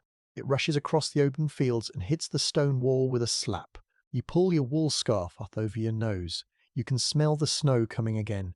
It hangs in the air, metallic and sharp. You are standing at the spot where the fire will live. Inside the pit, the little brick towers are finished. They are waiting in the dark, but now the builders must make a way for the heat to get in. They must build a mouth for the beast. This part of the job is for the stonemasons. You watch an old man working on the ground. He is sitting on a low wooden stool, wrapped in a thick sheepskin coat. His hands are grey with dust. He is holding a heavy iron hammer in one hand and a chisel in the other. Clink, clink, clink. The sound is sharp and bright. It cuts through the dull roar of the wind. He is working on a large block of grey stone. It is grit stone dug from a quarry in the hills nearby. It is hard and rough, full of tiny grains of sand that sparkle when the light hits them. This stone is tough. It eats tools. The chisel gets dull quickly, and the smith has to sharpen it again and again. The mason is carving the stone into a special shape. It is not a square block. It is shaped like a wedge. It looks like a thick slice of cake, or a piece of cheese. It is wide at the top and narrow at the bottom. You watch him work. He taps the chisel gently. Tap. A flake of stone flies off. He blows the grey dust away. Puff. He runs his thumb along the edge. It must be perfectly smooth. If there is a bump, the stones will not fit together tight, and if they are not tight, the smoke will leak out. He is making the pieces for an arch. The Romans loved the arch. You see them everywhere. You see them in the aqueducts that carry water over rivers. You see them in the great gates of the cities. And now you see one here, low down in the mud. An arch is a clever thing. If you just put a flat stone beam across a hole, it might crack in the middle if you put a heavy wall on top of it. Stone does not like to be stretched. But an arch is different. An arch takes all the weight from above and pushes it sideways and down. It presses the stones together. The heavier the wall is, the tighter the arch holds. It locks itself in place. You look at the wall of the building. The soldiers have left a gap in the stone foundation, right at the bottom. It is a hole about 2 feet wide and 3 feet high. It looks like the entrance to a small cave. This is where the furnace will be. A carpenter brings over a wooden frame. It looks like a half circle, made of sturdy oak planks. It looks like a rainbow made of wood. He places it in the gap. He uses wooden wedges to prop it up until it is perfectly level. This frame is a guide. He will hold the stones up until the arch is finished. Now the mason stands up. He groans a little. His knees are stiff from the cold. He picks up one of the wedge-shaped stones. It is heavy. He grunts as he lifts it. He places the stone on the wooden frame on the left side. He puts a layer of mortar on the bottom. He taps it into place. Then he places another stone on the right side. Left, right, left, right. He builds up the sides of the arch, working towards the middle. The stones look like teeth in a jaw. They are grey and cold, biting into the air. You step closer to watch the most important part. There is only a small gap left at the very top of the arch. The wooden frame is still holding everything up. If you took the wood away now, the stones would slide down and crash onto your toes. The mason picks up the last stone. This is the keystone. It is the most important stone in the whole building. It is the perfect wedge shape to fit the hole in the center. He lifts it high. He coats the sides with the sticky grey mortar.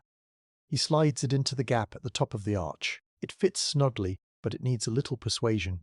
He takes his heavy wooden mallet. He swings it. Whack. The keystone slides down a little. Whack. The keystone slides down a little. Whack. It goes deeper.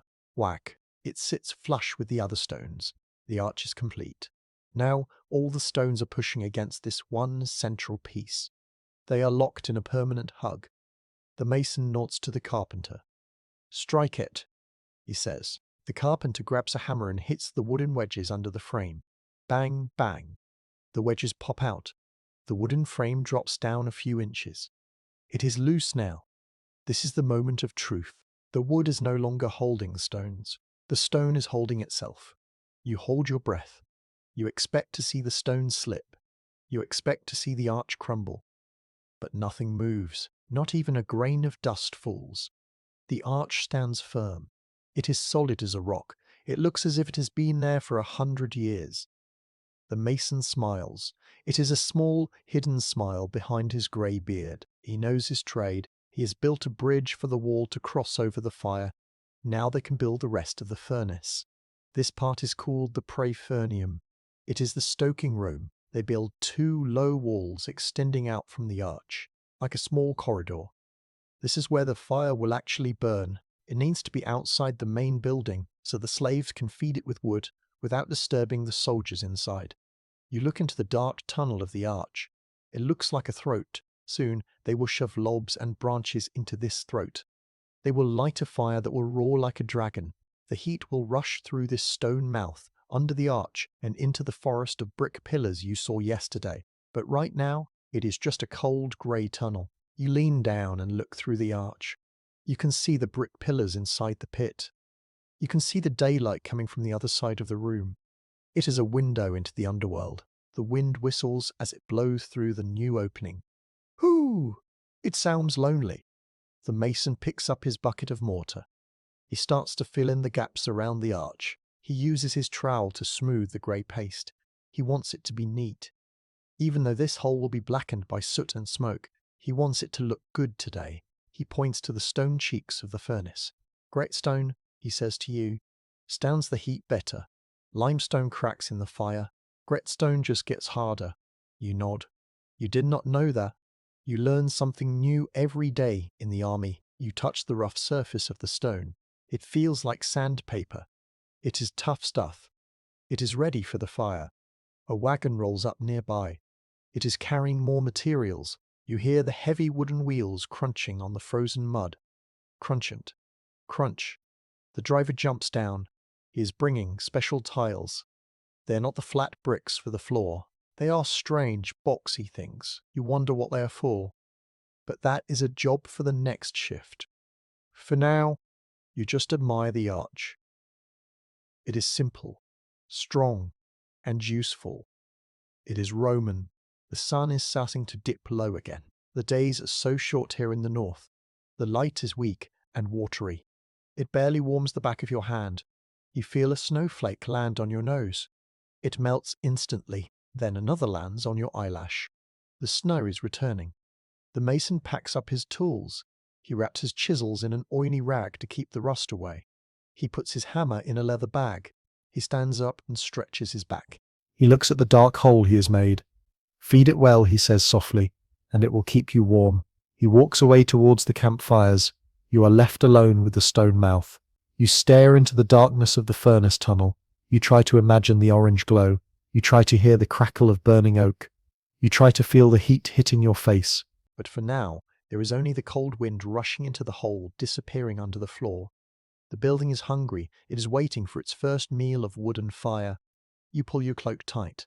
The cold is seeping into your boots again. You stomp your feet. Thud, thud. You need to keep moving. Standing still is dangerous in this weather. You turn away from the arch. You patrol along the wall of the building. It is getting higher every day. Soon it will have a roof. Soon it will be a home. But you will always remember the stone mouth down near the ground. You will remember the old man and his chisel. You will remember the wedge-shaped stones holding each other up against gravity. You look up at the grey sky. The clouds are thick and heavy. A storm is coming, but let it come. The Romans are building a fortress against the winter, and they are building it out of stone that does not fear the fire. You continue your walk, the sound of the wind filling your ears, while the stone arch waits silently in the gathering dark. You stand by the heavy wooden wagon. The horses are resting, their heads down, puffing white steam into the cold air. They look tired from the long pull from the kilns. But the driver is busy. He's handing down the cargo to a line of waiting soldiers. He is not unloading stone blocks or bags of grain. He is unloading the strange new tiles you saw earlier. You walk over to the stack to get a closer look. These are not like the flat bricks you saw in the drying shed. These are not solid. You pick one up. It surprises you. It is large about the length of your forearm, but it is light, much lighter than a solid stone. That is because it is hollow. It is a box made of fired clay. It looks like a rectangular pipe. It is open at the top and open at the bottom. The walls of the box are thin, perhaps as thick as your finger. The clay is the same bright orange color as the floor bricks, baked hard in the fire. These are called tubuli, box tiles. You hold it up to your eye like a telescope. You look through the square tunnel. You can see the grey sky on the other side. You can see the snowflakes drifting down. You turn it over in your hands. It feels rough. The outside of the box is not smooth. It is covered in patterns. Someone has taken a tool, maybe a comb or a stiff brush, and scratched wavy lines all over the wet clay before it was baked. Scritch, scratch. The lines crisscross each other. They look like a child's drawing of water or grass. But you know the Romans. They do not do things just for decoration. Everything has a reason. You ask a builder who is standing nearby, why the scratches? He points to a finished wall on another building. Plaster, he says. If the tile is too smooth, the wall plaster will slide right off. It needs something to grab onto. The scratches give it grip. It makes sense. These tiles are going to be hidden. They're going to be plastered over so the room looks nice and smooth. The scratches are the secret handshake between the tile and the wall. But what are these hollow boxes actually for? The builder explains it to you. He uses his hands to show the movement of the air. The heat goes under the floor first, he says. But smoke does not want to stay down. Smoke wants to go up. He takes the box tile from your hand. He stands it up vertically on a flat stone. Then he takes another tile and stands it on top of the first one. They fit together. They make a chimney. We line the walls with these, he says. Inside the room, we stack them up, floor to ceiling, all along the stone walls. You try to picture it. A wall made of hollow pipes. The hot air flows under the floor, he continues, and then it is pushed up into these tubes. It travels up the wall inside the clay boxes. It warms the clay. The clay warms the room. It is a brilliant idea. If you just had a hot floor, your feet would be warm, but your head might be cold. The stone walls of the fort are usually freezing. They suck the heat out of the air. If you lean against a stone wall in winter, it feels like leaning against a block of ice. But with these tiles, the wall itself becomes a heater. You will be surrounded by warmth on all sides. It will be like standing inside a warm clay pot. And there is another benefit. The smoke. The smoke goes up the tubes, the builder says, and out through the roof. It never touches you. No coughing. No stinging eyes. You remember the smoky barracks you slept in last night. You remember the grey haze and the bitter taste in your mouth. This new system sounds like a miracle. To have heat without smoke, it sounds too good to be true. You look at the pile of tubuli. There are hundreds of them. They're stacked neatly in rows. The wind blows through the hollow centres. Hoo, hoo. It makes a low, musical sound, like a giant flute. It is a lonely sound, but also a promising one. It is the sound of the wind getting ready to be tamed.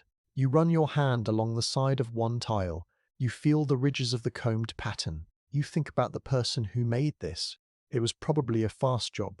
Scratch, scratch, next. They probably didn't think much about it, but that little scratch will hold the plaster that makes your room beautiful. And the hollow space inside will carry the invisible river of heat that keeps you alive. The driver drops the last tile onto the stack. Clatter. He wipes his hands on his tunic. That's the lot, he says. The pile of orange boxes stands bright against the white snow. They look fragile. If you dropped one, it would shatter into 100 pieces. They are just thin shells of baked mud, but when they are stacked together, when they are plastered into the wall, they will be strong. They will change the way you live. You think about the enemy out in the woods. The people who live in round huts made of wood and straw. They have a fire in the center of the room. The smoke goes up into the thatch roof. It is a simple way to live. But the Romans bring complexity. They bring layers. A floor that is not just a floor. A wall that is not just a wall. It is a machine. It is a system. It takes so much effort, digging the pit, making the bricks, building the pillars, casting the box tiles, hauling the wood. It is a mountain of work just to stay warm. Is it worth it? You shiver as a gust of wind hits your neck. You look at the cold grey stone of the fortress wall. You think about the long dark winter ahead. Yes, it is worth it. You pick up one last tile. You hold it near your face. It smells of dust and the kiln. It smells dry. You whisper into the hollow opening. Hello. Your voice echoes slightly inside the box. It sounds deeper. Soon this box will not hold your voice. It will hold the breath of the fire. You put the tile back carefully on the stack. You do not want to break it. Every single one of these boxes is a piece of the shield that will protect you from the cold. You step back. The wagon is moving away now. The builder is checking his list. The materials are all here. The skeleton is in the pit. The veins for the walls have arrived. The stage is set. Now, the assembly can begin. You wrap your cloak tighter and head towards the cookhouse. The day is ending, and the hunger is biting, but your mind is full of hollow bricks and hidden fires. You step inside the walls of the new building. It is shadowy in here. The roof beams are up, casting long, striped shadows across the dirt floor, but the tiles are not on the roof yet.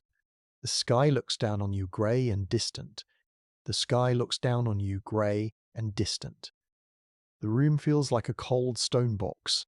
The outer walls are thick, built of rough quarry stone. You put your hand on one of the walls. It is freezing. It feels damp and hostile. If you lived in a room with walls like this, you would never be warm. The stone sucks the heat out of the air. It sucks the heat out of your body. If you leaned against it while you slept, you would wake up shivering. But the builders are fixing that today. They are dressing the walls. You watch a team of 3 men. They are working with the hollow box tiles, the tubuli, that you saw on the wagon. They're building a second skin inside the room. One man is the fixer. He holds a heavy hammer and a bag of iron nails. But these are not normal nails. They are special clamps. You ask to see one. He holds it out on his leather palm. It is a piece of iron, about as long as your finger.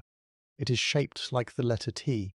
It is an iron T-clamp. The man turns to the stone wall. He finds a gap between the stones where the mortar is thick. Bang, bang. He drives the sharp end of the iron T into the wall. The flat top of the T sticks out, waiting. Then the second man steps up. He holds one of the orange box tiles. He pushes it against the wall. He slides it carefully over the iron clamp. The metal arms of the T grab the edges of the tile. They hold it tight against the stone. Now the tile is locked in place. It cannot fall forward. The third man comes with a bucket of mortar. He spreads a thin layer of the grey paste on top of the box tile.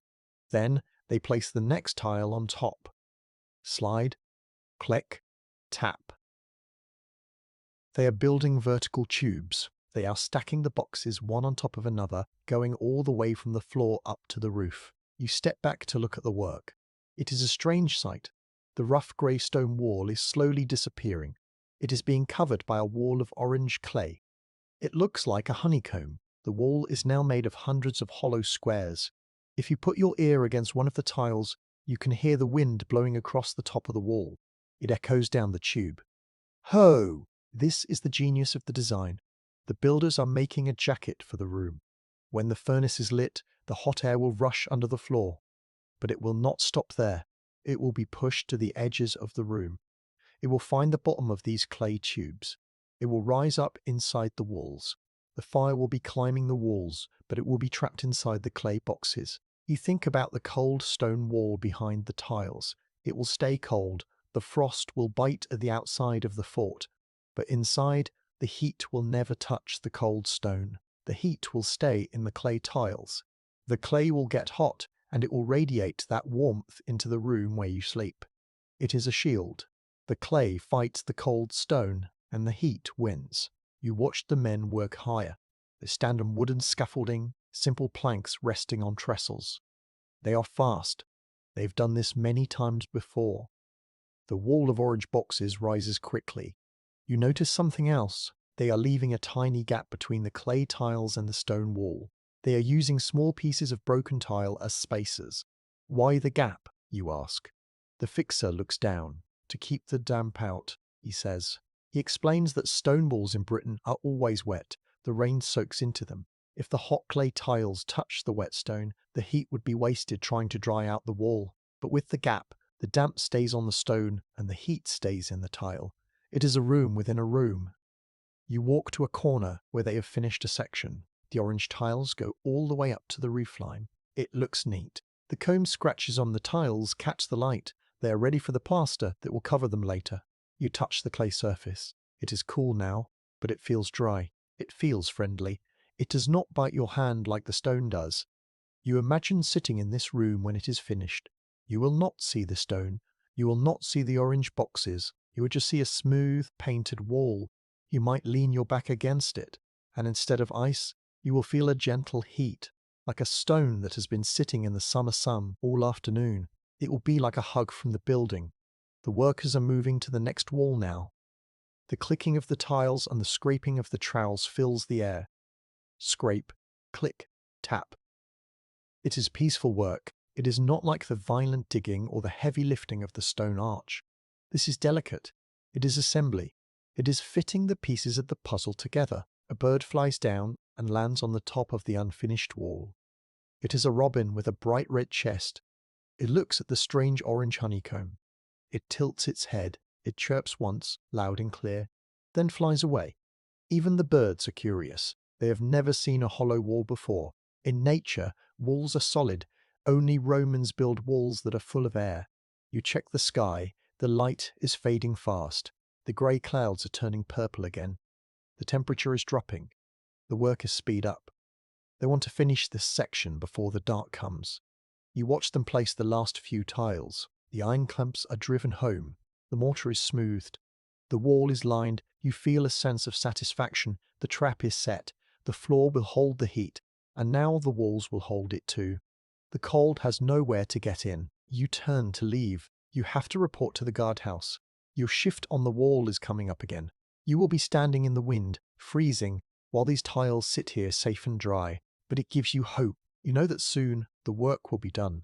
You know that the Empire cares enough to build this complex machine just to keep you warm. You walk out of the building shell. You look back at the orange stripes of the tubuli glowing in the twilight. They look like ribs, the ribs of a great beast that will soon breathe fire. Hold the line, you whisper to the new walls. You head out into the night, pulling your gloves up tight, ready to face the winter wind once more. You return to the building a few days later. The air is still cold, but the wind has dropped. It is a quiet, grey morning. The room looks different now. The deep pit with its forest of little brick towers is gone. Well, it is not gone, but you can no longer see it. The soldiers have laid the large bridging tiles on top of the pillars. It looks like a giant chessboard of red clay squares. But this is not the finished floor. If you walked on it now, you might crack a tile and fall through into the dark space below. It needs strength. It needs weight. It needs the concrete. You watch as a line of men enters the room. They are walking slowly, bent under the weight of heavy wooden buckets. They are carrying a thick, wet mixture. They tip the buckets over. Splosh. The stuff that slides out is not like the grey mortar used for the walls. This is something special. It is a mix of lime, sand, and water, but it has a secret ingredient. It is speckled with red. You look closely at the wet pile. It is full of little chunks of crushed brick and broken pottery. The Romans call this opus signinum. It is a fancy name, but it really just means waterproof work. By mixing dust and pieces of old red tiles into the concrete, it becomes incredibly hard. It becomes waterproof. And most importantly, it holds the heat. The colour is beautiful. It's not a dull grey. It is a warm pinkish colour, like the inside of a seashell. Even while it is wet and cold, it looks like it has some life in it. The soldiers start to spread it out. They use large wooden hoes and iron trowels. They push the heavy sludge across the red tiles. Scrape, squish, slap. They are pouring a thick layer. It is deep as your hand is long. This is the heavy blanket that will sit on top of the pillars. You hold your breath for a moment. You worry about the little brick stacks underneath. Can they really hold all this weight? This wet concrete is heavy, and it's like covering the floor with solid rock. But the pillars do not move. They are strong. They stand silently in the dark, shoulders squared, holding up the new world above them. The men work backwards towards the door. They have to. If they worked the other way, they would trap themselves in a corner and leave footprints in the wet floor. They smooth the pink mixture as they go. They beat it down with wooden rammers. Thump, thump, thump. This beating is important. It gets rid of the air bubbles. It packs the stone and lime tight together. The tighter it is, the better it will hold the warmth. The smell fills the room. It is a clean, stony smell. It smells of wet chalk and damp earth. It is not an unpleasant smell. It is the smell of a fresh start. You watch the floor disappear. The gaps between the tiles are filled. The cracks are sealed. The room is becoming solid again. You realize that this is the final goodbye to the underworld. The space below the place where you found the bronze nail is now sealed away forever. No light will ever reach it again. It is a buried chamber, a secret cave that exists only to carry the fire. The soldiers reach the doorway. They pour the last bucket. Slop. They smooth the edge with a trowel. Now the whole room is a flat pink lake. It glistens in the pale daylight. It looks smooth and perfect. One of the men wipes his forehead. He leaves a streak of pink dust on his skin. He looks at the floor with pride. It is hard work, mixing and carrying all that weight, but they have built a floating floor. They have built a layer of rock that hovers in the air. Let it sleep, the foreman says. The concrete needs time. It needs to drink the water and turn into stone. It needs to set. If you step on it now, you will ruin it. You stand at the doorway looking in. The room feels different. It feels enclosed. The echo has changed. Before, the sound bounced around in the deep pit. Now, the sound is flat and soft. You think about the science of it. It is simple, really. The fire heats the air. The air heats the tiles. The tiles heat the concrete. The concrete heats your feet. It is a chain of warmth. And this heavy pink layer is the most important link. It is the battery. It will soak up the heat all day and all night. Even if the fire dies down for a few hours, this thick slab of stone will stay warm. It will keep the soldiers safe until the furnace is lit again. A fly buzzes past your ear and lands on the wet surface. It gets stuck for a second, then pulls its legs free and flies away, leaving 6 tiny dots in the wet stone, a tiny mark of life on the man-made rock. The foreman puts a wooden barrier across the door. Keep off, it says, without words. You turn away. The heavy lifting is done. The skeleton is built, the veins are in the walls, and now the skin has been poured. The camp is busy around you. Men are sharpening swords, cleaning horses, cooking food. They are living their daily lives. They do not think much about the mud and the lime, but you know what lies beneath. You walk back towards your post. The ground under your boots is frozen hard, but inside that building, the ground is wet and pink and waiting. You look up at the sky. It is beginning to snow again. Large, soft flakes drift down. They land on the barrier at the door. They land on the roof. Let it snow. The floor is poured. The fortress is getting stronger. And soon, the heat will rise. You return to the room after a few days. The air inside is still cold, but the smell of damp earth and wet lime has gone. It has been replaced by a dusty, dry smell. You look at the floor. The deep layer of pink concrete that the men poured is now rock hard. It has dried into a solid sheet of stone. You tap it with your heel. Click. It sounds sharp and solid. It is no longer a muddy swimming pool. It is a foundation, but it is not finished. The concrete is strong, but it is rough. It is gritty like sandpaper. If you walked on it with bare feet, it would scratch your skin. And the Romans do not like rough things. They like things to be smooth, elegant, and clean. So today is the day for the final skin. You watch the workers bring in the baskets. They are heavy woven baskets, creaking under the weight. They are full of tiles. These are not the big, hollow box tiles for the walls. And they are not the thick, heavy bricks for the pillars. These are the finishing tiles. They are smaller squares made of fine clay. They have been fired in the kiln until they are a deep, rich red. They look like squares of dark chocolate. The workers kneel down on the hard concrete. They have a bucket of fine mortar with them. This mortar is smooth, like a paste. They spread a very thin layer of it on the concrete. Swish, swish. It looks like they are buttering a slice of bread. Then they pick up a tile. They wipe the back of it to make sure it is clean. They place it gently onto the wet paste. Tap. They use the wooden handle of the trowel to settle it. They want it to be perfectly flat. Then they pick up the next one. They place it right next to the first one, leaving a gap as thin as a knife blade. Tap. It is a slow, careful puzzle. The room is large and the tiles are small. There are thousands of them to lay. You watch the pattern grow. It starts in the corner and spreads out across the room like a red tide. The rows are perfectly straight. The lines between the tiles run parallel to the walls. It is satisfying to watch. It brings order to the chaos of the construction site. As the day goes on, the grey concrete disappears completely. The floor becomes a vast field of red. It looks warm, even though it is still cold to the touch. The colour makes you think of hearth fires and summer sunsets, but simply laying the tiles is not enough. The floor must be smooth. It must be so smooth that a soldier can slide his foot across it without catching an edge. Once the mortar has set a little, the polishing begins. This is the hardest part. You see a young man on his hands and knees. He is holding a heavy stone in both hands. It is a piece of sandstone, flat and heavy. He sprinkles some water onto the new red floor. Splash! Then he sprinkles a handful of fine white sand. He puts the heavy stone on top of the sand and starts to rub. Scrub, scrub, scrub. It is a loud, grinding sound. It sets your teeth on edge a little at first. It sounds like stone chewing on stone.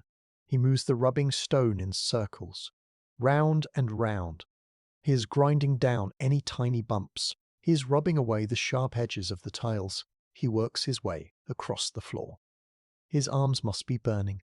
His back must be aching, but he does not stop. He adds more water. Splash. He adds more sand.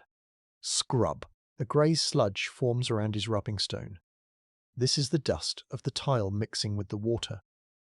He wipes it away with a rag to see his work. You step closer to look. The spot he has finished looks different. It is not dull and dusty anymore. It has a slight shine. It feels satiny to the touch. You run your gloved finger over the joint between two tiles. You can barely feel it. It is smooth as glass. This is the difference between a barbarian hut and a Roman barrack. In a hut, you walk on packed dirt. It is dusty in summer and muddy in winter. It is uneven. It hides bugs and dirt. But this floor is clean. You can sweep it. You can wash it. You can walk on it without looking down. The polishing goes on for hours. The sound of the scrubbing fills the room. Scrub, scrub, swish. It is a hypnotic rhythm. The light from the doorway hits the wet, polished floor. It reflects back. You can see the shadow of the door frame in the red tiles. The floor is starting to act like a mirror. You think about what this floor will feel like later. Imagine coming in from the snow. Your feet are frozen blocks of ice. You take off your wet boots. You take off your damp socks. You put your bare skin on this smooth red stone, and it will be warm. It will be smooth and warm. It will be the most luxurious feeling in the world. It will feel like standing on a heated plate. The worker stops to catch his breath. He sits back on his heels. He looks at the expanse of red he has polished. He wipes the sweat from his forehead with his arm. He looks tired, but he also looks proud. He has turned a pile of clay squares into a palace floor. He picks up a bucket of water and throws it over the finished section to clean off the sludge. The water rushes across the tiles. It flows easily. It does not pool in holes or get stuck on bumps. It flows like a sheet of glass. The water makes the red colour pop. It looks deep and rich, like a polished gem. You stand there for a moment, just admiring the colour. In this grey land of white snow and black trees, this floor is a burst of life. It is a piece of Italy, brought to the north. The room is almost ready. The skeleton is in the pit. The veins are in the walls. The concrete muscle is set. And now, the beautiful red skin is polished and shining. You can almost feel the heat just looking at it. The room feels welcoming. It feels like a place where people are meant to be. The worker packs up his rubbing stone. He gathers his rags. The sun is going down, and the light is fading from the shiny floor. The red turns to a deep purple in the shadows. You turn to leave. You cross the threshold, stepping from the smooth new world back onto the rough frozen mud of the camp. The contrast is shocking. The ground outside is hard and uneven. It twists your ankles. It is cold and unforgiving. But inside, civilization has arrived. The floor is waiting. It is smooth. It is flat. It is ready for the fire.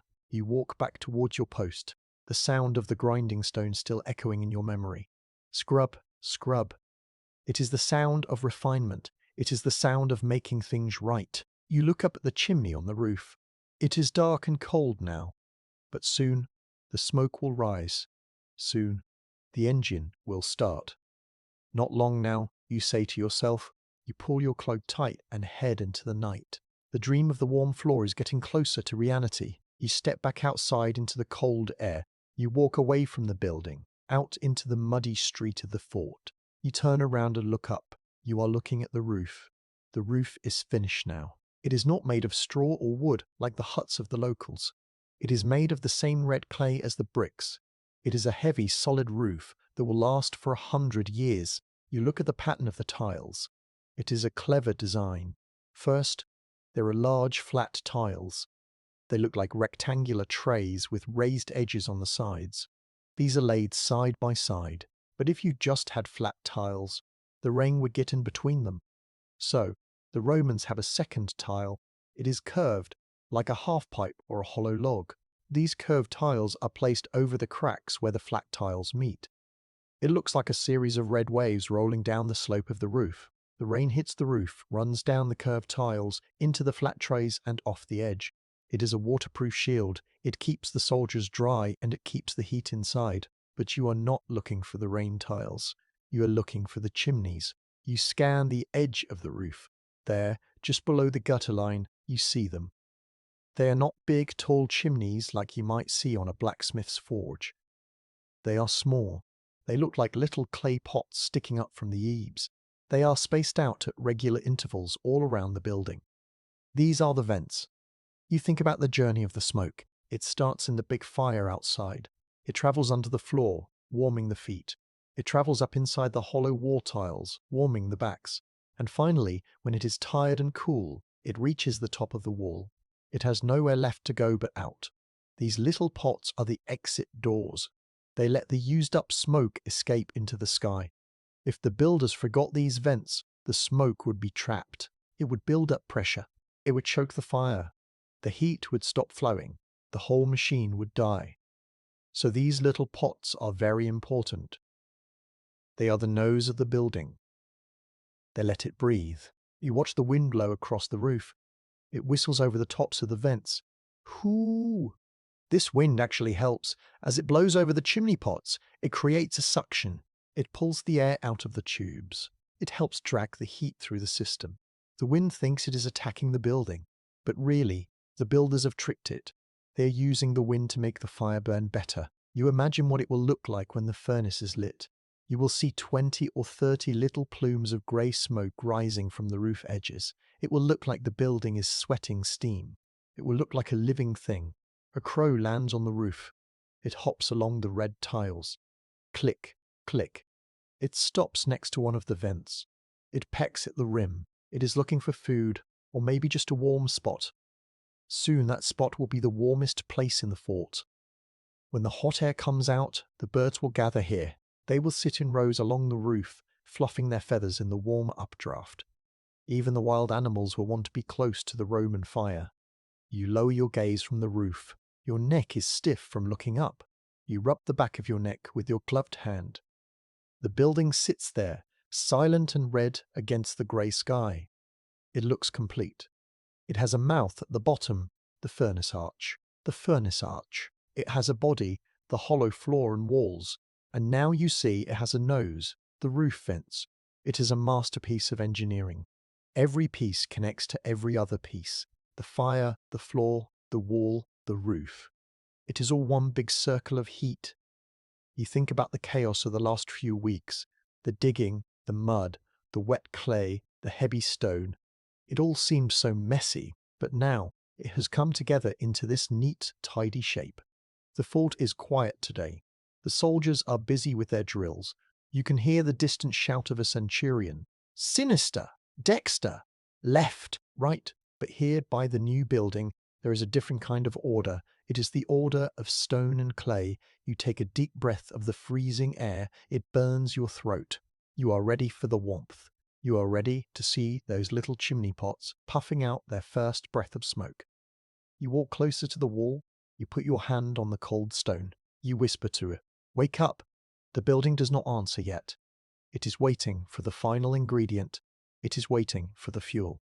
You turn and look towards the forest gate. The road leads out into the dark woods. That is where the life of the fire will come from. You wrap your cloak around you. The sun is hidden behind thick clouds. It feels like it might snow again soon, but it does not matter. The roof is on. The vents are open. The trap is set for the heat. You start to walk towards the gate. You want to see the wagons coming. You want to see the wagons coming. You want to see the wood that will feed the beast. The watch continues, but the waiting is almost over. You are standing near the main gate of the fortress. The heavy wooden doors are open. You are looking down the road that leads into the forest. At first, you only hear the wind. But then you hear a new sound. It is a low rumble. It sounds like thunder, but the sky is clear. It gets louder. Rumble, rumble. Then you hear the clack-clack of hooves on the frozen ground. A wagon appears around the bend. It is huge. It is pulling a mountain of wood. The wagon is drawn by two heavy horses. They are not the fast, slim horses that officers ride. These are work horses. They are thick and strong, with coats as shaggy as bears. Their breath puffs out in big white clouds that stream behind them as they walk. Their heads bob up and down with every step. The wagon behind them is creaking. It is made of heavy oak planks. The wheels are tall and solid. They have iron tires, metal bands wrapped around the wooden wheel to protect it. When the iron hits a stone on the road, it makes a loud spark. Crack. You watch the wagon roll through the gate. The mud on the road is frozen hard, so the wheels do not sink. They roll right over the ruts. The wagon is so heavy that the ground seems to shake a little under your boots. You walk alongside it as it heads towards the new building. You can smell the cargo. It is a sweet, strong smell. It smells of the deep forest. It smells of sap and dry leaves. The wagon is piled high with logs. This is not just any wood. You see the rough, dark bark. This is oak. The Romans know their fire. If you burn pine, it burns fast and makes too much smoke. It pops and spits. But oak is the king of firewood. It is hard and dense. It takes a long time to catch fire, but once it is burning, it burns hot and it burns for a long time. It glows red in the dark. The driver pulls on the leather reins.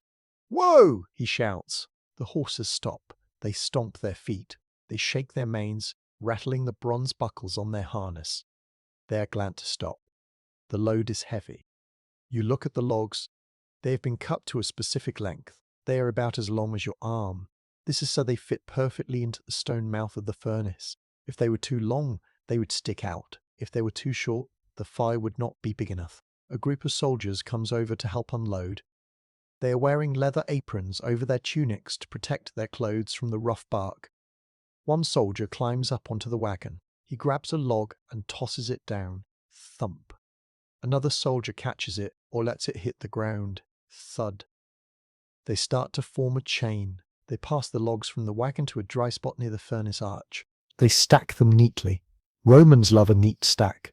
They place the logs in rows, crisscrossing the ends so the pile does not fall over. Grab, pass, stack. It is physical work.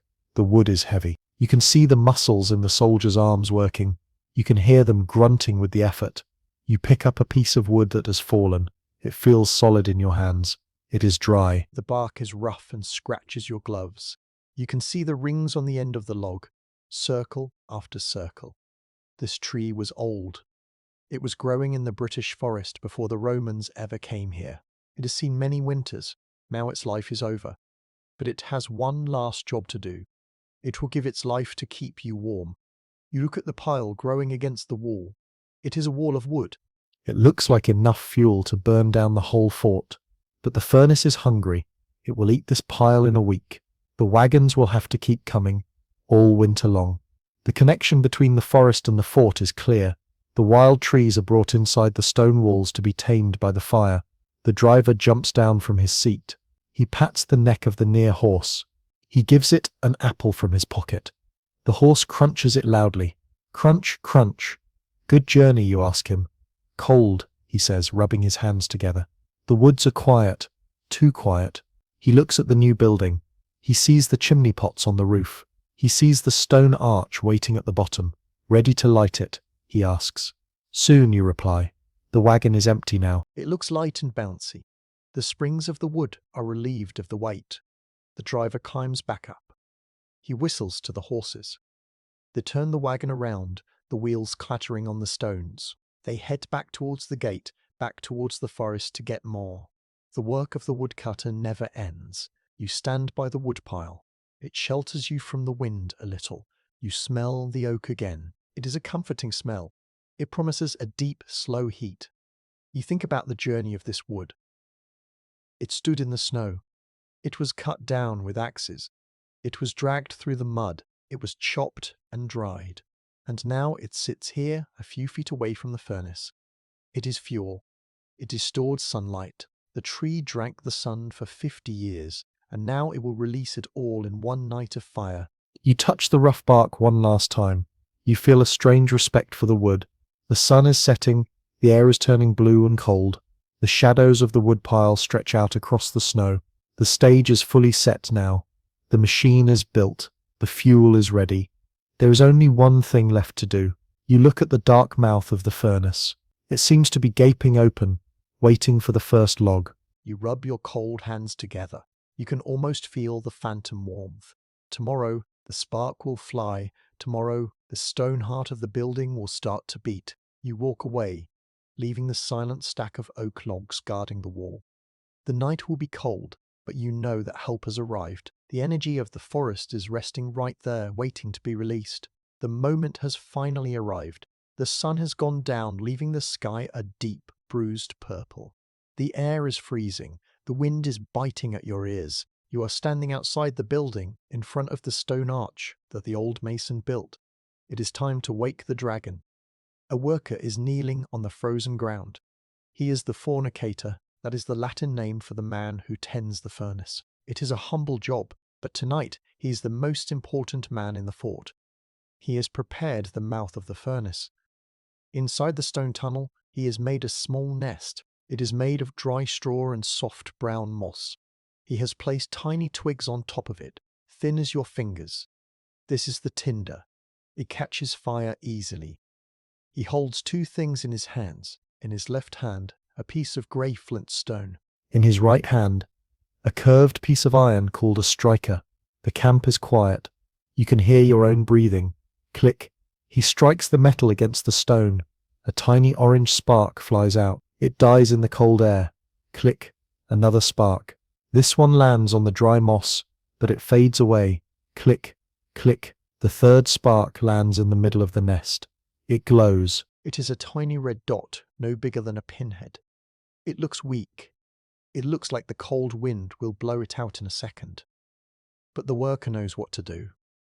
He leans forward. He brings his face close to the ground. He purses his lips and blows gently. Ooh, the red dot gets brighter. It spreads. A thin wisp of white smoke rises up. It smells sweet and dry. He blows again, a little harder this time. Suddenly, a small yellow flame jumps up. It dances on the moss. It is the first living thing in this cold stone tunnel. The worker moves quickly now. He picks up a handful of small sticks of kindling. He places them carefully over the flame, making a little tent. The fire licks at the wood. Crackle, pop.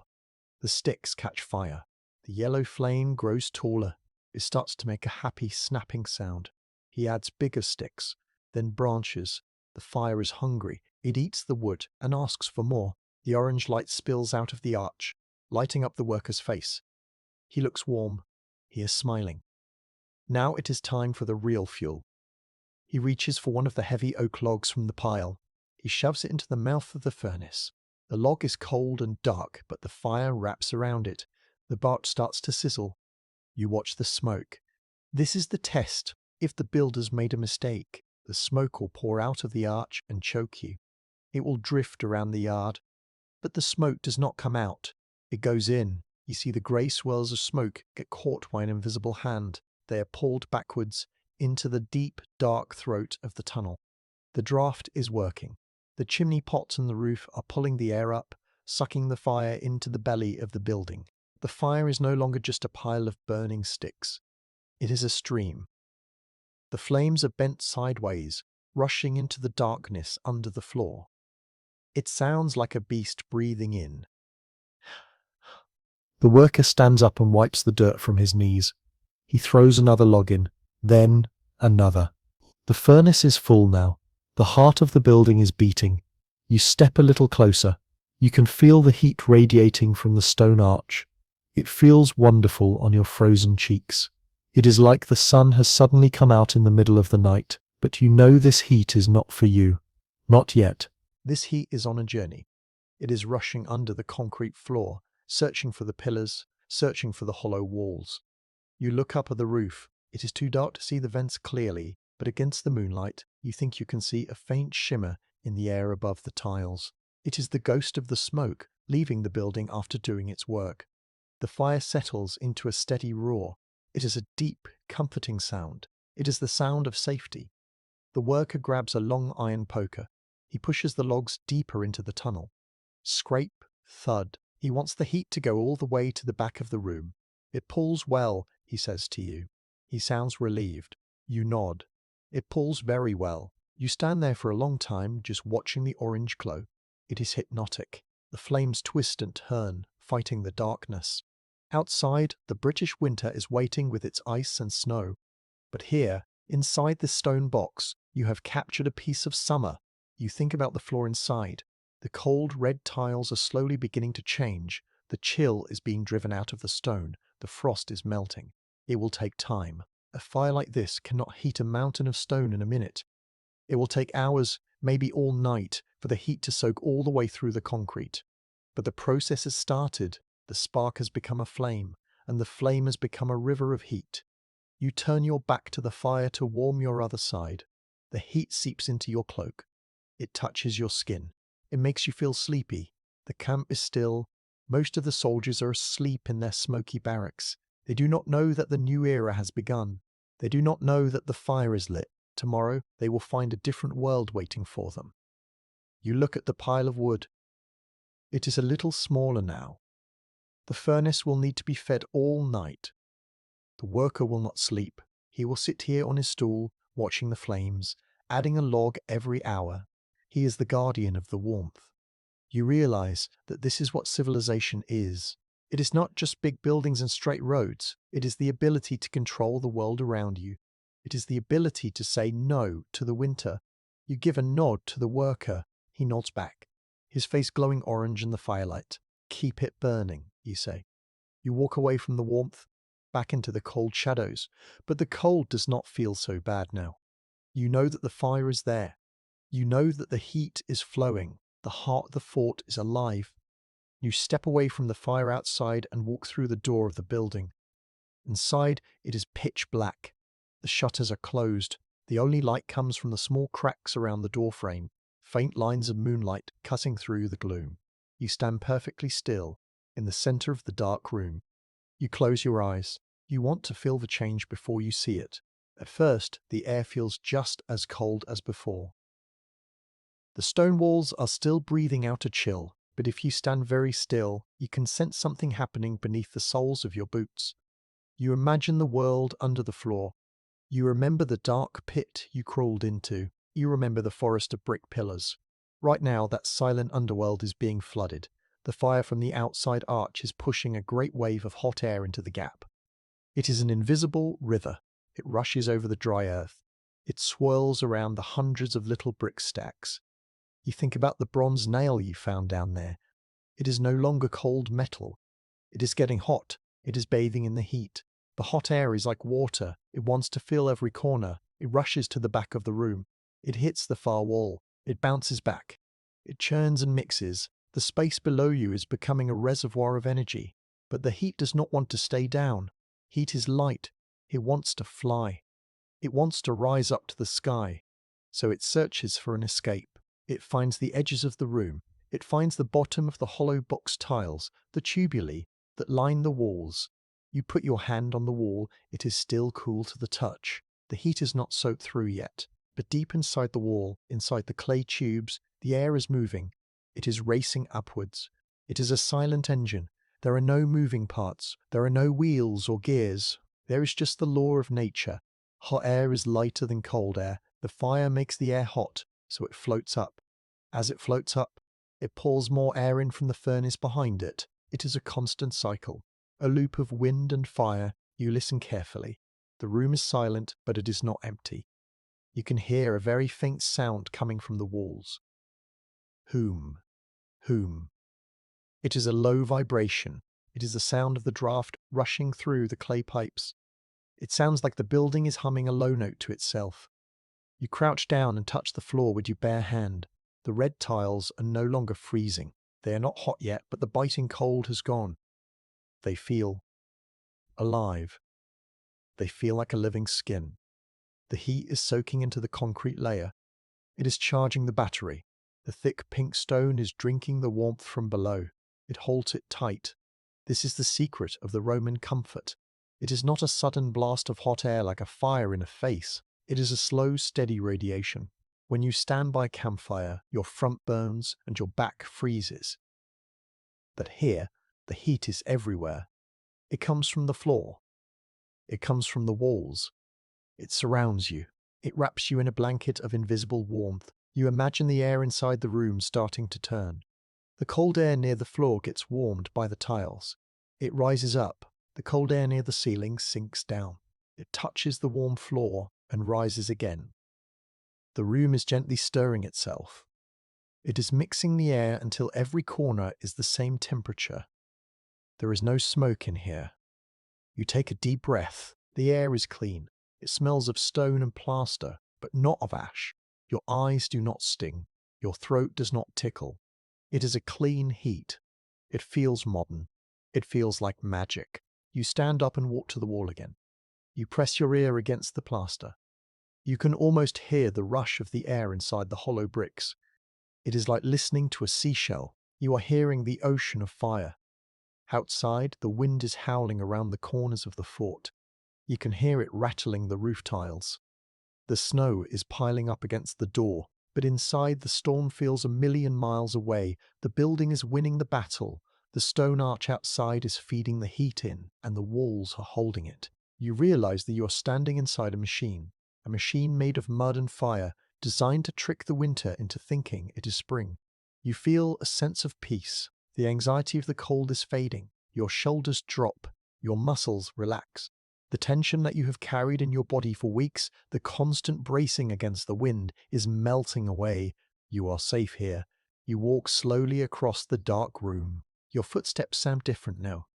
They don't have the sharp clack of walking on frozen stone. They have a softer sound. Thud, thud. The floor feels solid and welcoming. You stop in the middle of the room again. You spread your arms out in the darkness.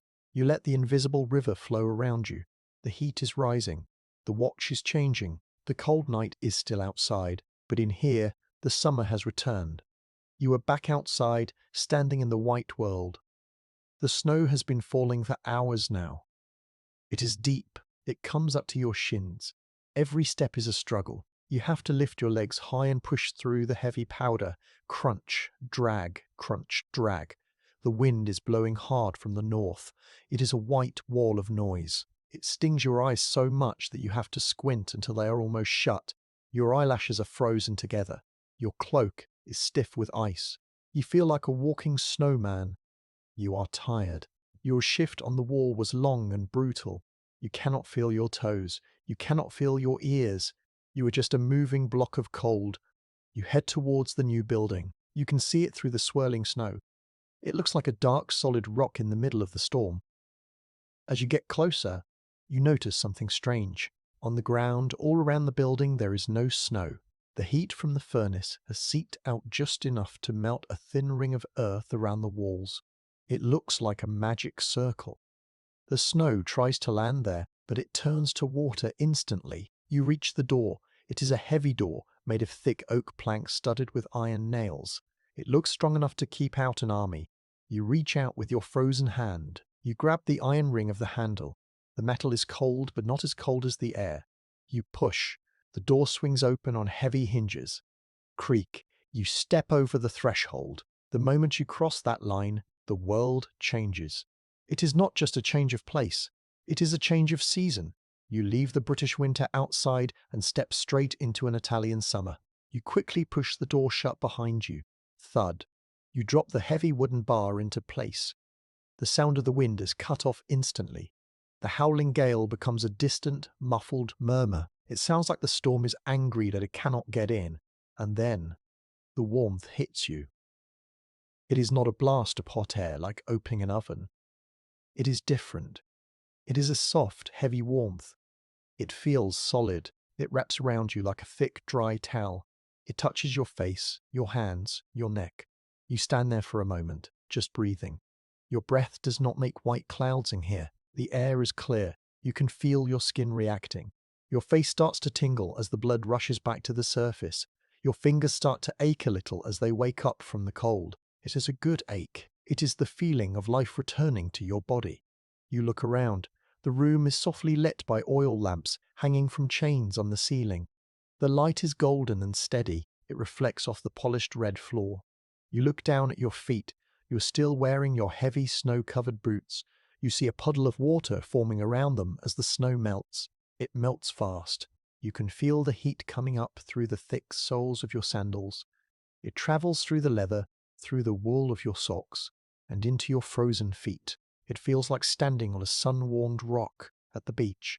You take a few steps further into the room. You unclip your heavy, icy cloak. It falls from your shoulders with a heavy flump. You shake it, and drops of water fly off, sizzling silently on the warm floor. You take a deep breath. The air smells of warm terracotta and olive oil. It is a clean, dry smell. There is no smoke. You look at the walls. You know that behind the smooth plaster, the hot smoke is rushing up through the hollow tiles. But you cannot see it. You cannot see it. You are safe from the fumes. You walk over to a stone bench near the wall. You sit down. You lean your back against the wall. This is the best part. The wall is warm. It feels like leaning against another person. The heat seeps into your shoulders. It loosens the tight muscles in your back. You let your head tip back until it touches the wall. You close your eyes. Outside, the snow is burying the world. The wolves are shivering in the forest. The sentries on the wall are stomping their feet to stay alive. But here, you are in a cocoon. You realize that this is a victory. The Romans have beaten the weather. They have built a fortress that the cold cannot conquer. You stay there for a long time, just soaking it in. You listen to the quiet. The low hum of the draft in the walls is the only sound. It is a lullaby. You begin to unlace your boots. Your fingers are clumsy, but they work better now. You pull the wet leather off. You peel off your damp wool socks. You place your bare feet on the red tiles. The sensation is perfect. It is not too hot. It is just right. It is a gentle, steady warmth that travels all the way up your legs. You wiggle your toes. They are pink and warm. You are no longer a frozen soldier fighting the wind. You are just a man, sitting in a warm room, safe and sound. The watch is over, you whisper to yourself, and for the first time in months you truly believe that you will be warm again. You stand up from the stone bench. Your feet are warm now, but your body is still carrying the weight of the day. It is time to shed the heavy skin of the soldier. You are in the changing room. The Romans call this the appetitorium. It is a big word, but it just means the undressing room. It is the gateway between the outside world and the bath. The room is lined with wooden shelves and small square holes in the wall. They look like open boxes. These are the lockers. This is where you leave your life as a warrior behind. You reach for the buckle of your belt. Your fingers are stiff, but the warmth of the room helps them move. You undo the heavy leather strap. Clunk. The belt, the cingulum, falls from your waist. You catch it before it hits the floor. It is incredibly heavy. You hold it in your hands for a second, feeling the weight of the bronze plates and the iron Pugio dagger attached to it. You have worn this weight all day, every day. It is dug into your hips. It is pulled at your back. You place it carefully into one of the wooden boxes on the wall. You slide it in. The metal scrapes against the wood. Scritch. Suddenly you feel light. You feel like you could float. Your waist feels strange and empty without the tight squeeze of the leather. Next, you reach for your tunic. It is the red woolen shirt that marks you as a fighter. It is stained with the mud of the drill field and the soot of the campfires. You pull it over your head. It smells of sweat and smoke. You fold it up. You place it on top of the belt. You are stripping away the layers of the Legion. You take off the padded vest that goes under your armor. You take off the linen undershirt. Now you are just a man. You stand there in the warm air, your skin pale from the long winter. You look around the room. You are not alone. Other soldiers are here too. You see a man you know from your tent. He is sitting on a bench pulling off his socks. He groans a little as he bends over. His back is scarred from old battles and hard labor. He looks tired. His face is lined with dirt. But as he peels off the wet wool socks, his face changes. He sighs. It is a long, deep sigh of relief. He wiggles his bare toes on the warm tiles. He looks at you and gives a small, tired smile. No words are needed. You both know how good this feels. This room is a leveler. Out on the parade ground there are ranks. There are commanders and common soldiers. There are orders and shouting. But in here, everyone is the same. Everyone is just a tired body looking for heat. You walk over to your niche in the wall. You check your things one last time. Your sword is safe. Your money pouch is tucked inside your helmet. No one steals in here. The bond between the men is too strong. And besides, the bathhouse guardian is watching. He is an old slave who sits in the corner. He keeps the towels folded. He watches the door. He nods at you as you finish undressing. You feel a breeze of air, but it is not cold. It is warm and moist. It is coming from the next room. You can hear the sound of water splashing. Splish, splash. You can hear the murmur of voices echoing off stone walls. You leave your clothes behind in the wooden box. You leave the cold winter in the niche with your belt. You are naked now, but you are not cold. The air in the room holds you. You pick up a pair of wooden sandals. They have thick soles. You need these because the floor in the next room will be hot, too hot for bare feet. You slide your feet into the wooden clogs. Plop, clop. They make a hollow sound on the floor. You walk towards the heavy curtain that separates this room from the next. The steam is already starting to curl around the edges of the fabric. It looks like white mist. You pause for a second. You feel a sense of gratitude. You think about the people out in the wild, huddled in their huts. They sleep in their clothes to stay warm. They never get to take the weight off. But you are a Roman. You have the luxury of being clean. You have the luxury of being warm without wearing a sheepskin. You push the curtain aside. The steam rushes out to meet you. It wraps around your face. It smells of damp stone and hot water. You step through. You leave the changing room behind. You leave the dry warmth for the wet heat. The ritual of the bath has begun. You step through the heavy curtain and into the next chamber. The air here is different again. It's not just warm, it is thick with heat. This is the tepidarium. It is a fancy name, but it simply means the warm room. This is the middle ground. The Romans are wise about their bathing. They know that if you jump straight from the freezing cold into the boiling hot, your heart will race and your head will spin. It is too much of a shock for the body. You have to take it slow. You have to let your body slide gently into the heat. So, this room is the bridge. The light in here is dim and golden. There are no windows to the outside world, because windows let the cold in. The only light comes from oil lamps set in niches in the walls. The flames are still, burning straight up. There is no draught here. The air is perfectly still. You walk across the floor in your wooden sandals. Clock, clock. The sound echoes softly against the vaulted ceiling.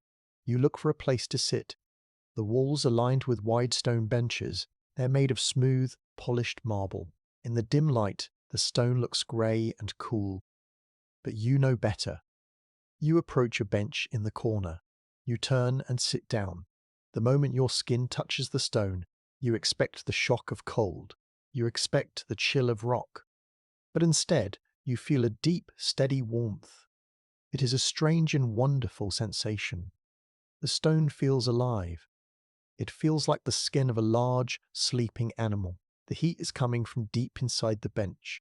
You remember the hollow tiles you saw being built. You know that behind this marble seat, inside the wall, the hot air from the furnace is rising. It is heating the stone from behind. You are leaning against the chimney, but it is disguised as a luxury seat. You slide back until your shoulders touch the wall. The warmth seeps into your muscles. You feel the tightness in your neck begin to melt away. The knots in your back, earned from carrying the heavy shield and digging the hard earth, start to loosen.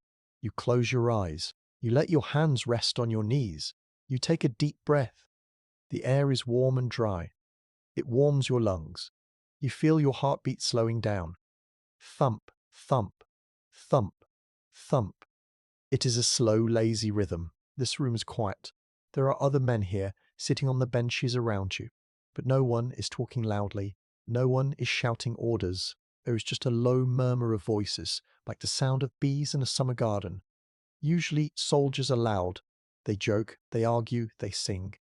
But in the warm room, the silence is respectful. Everyone is focused on the feeling of the heat. Everyone is listening to their own body relaxing. You open your eyes and look at the ceiling.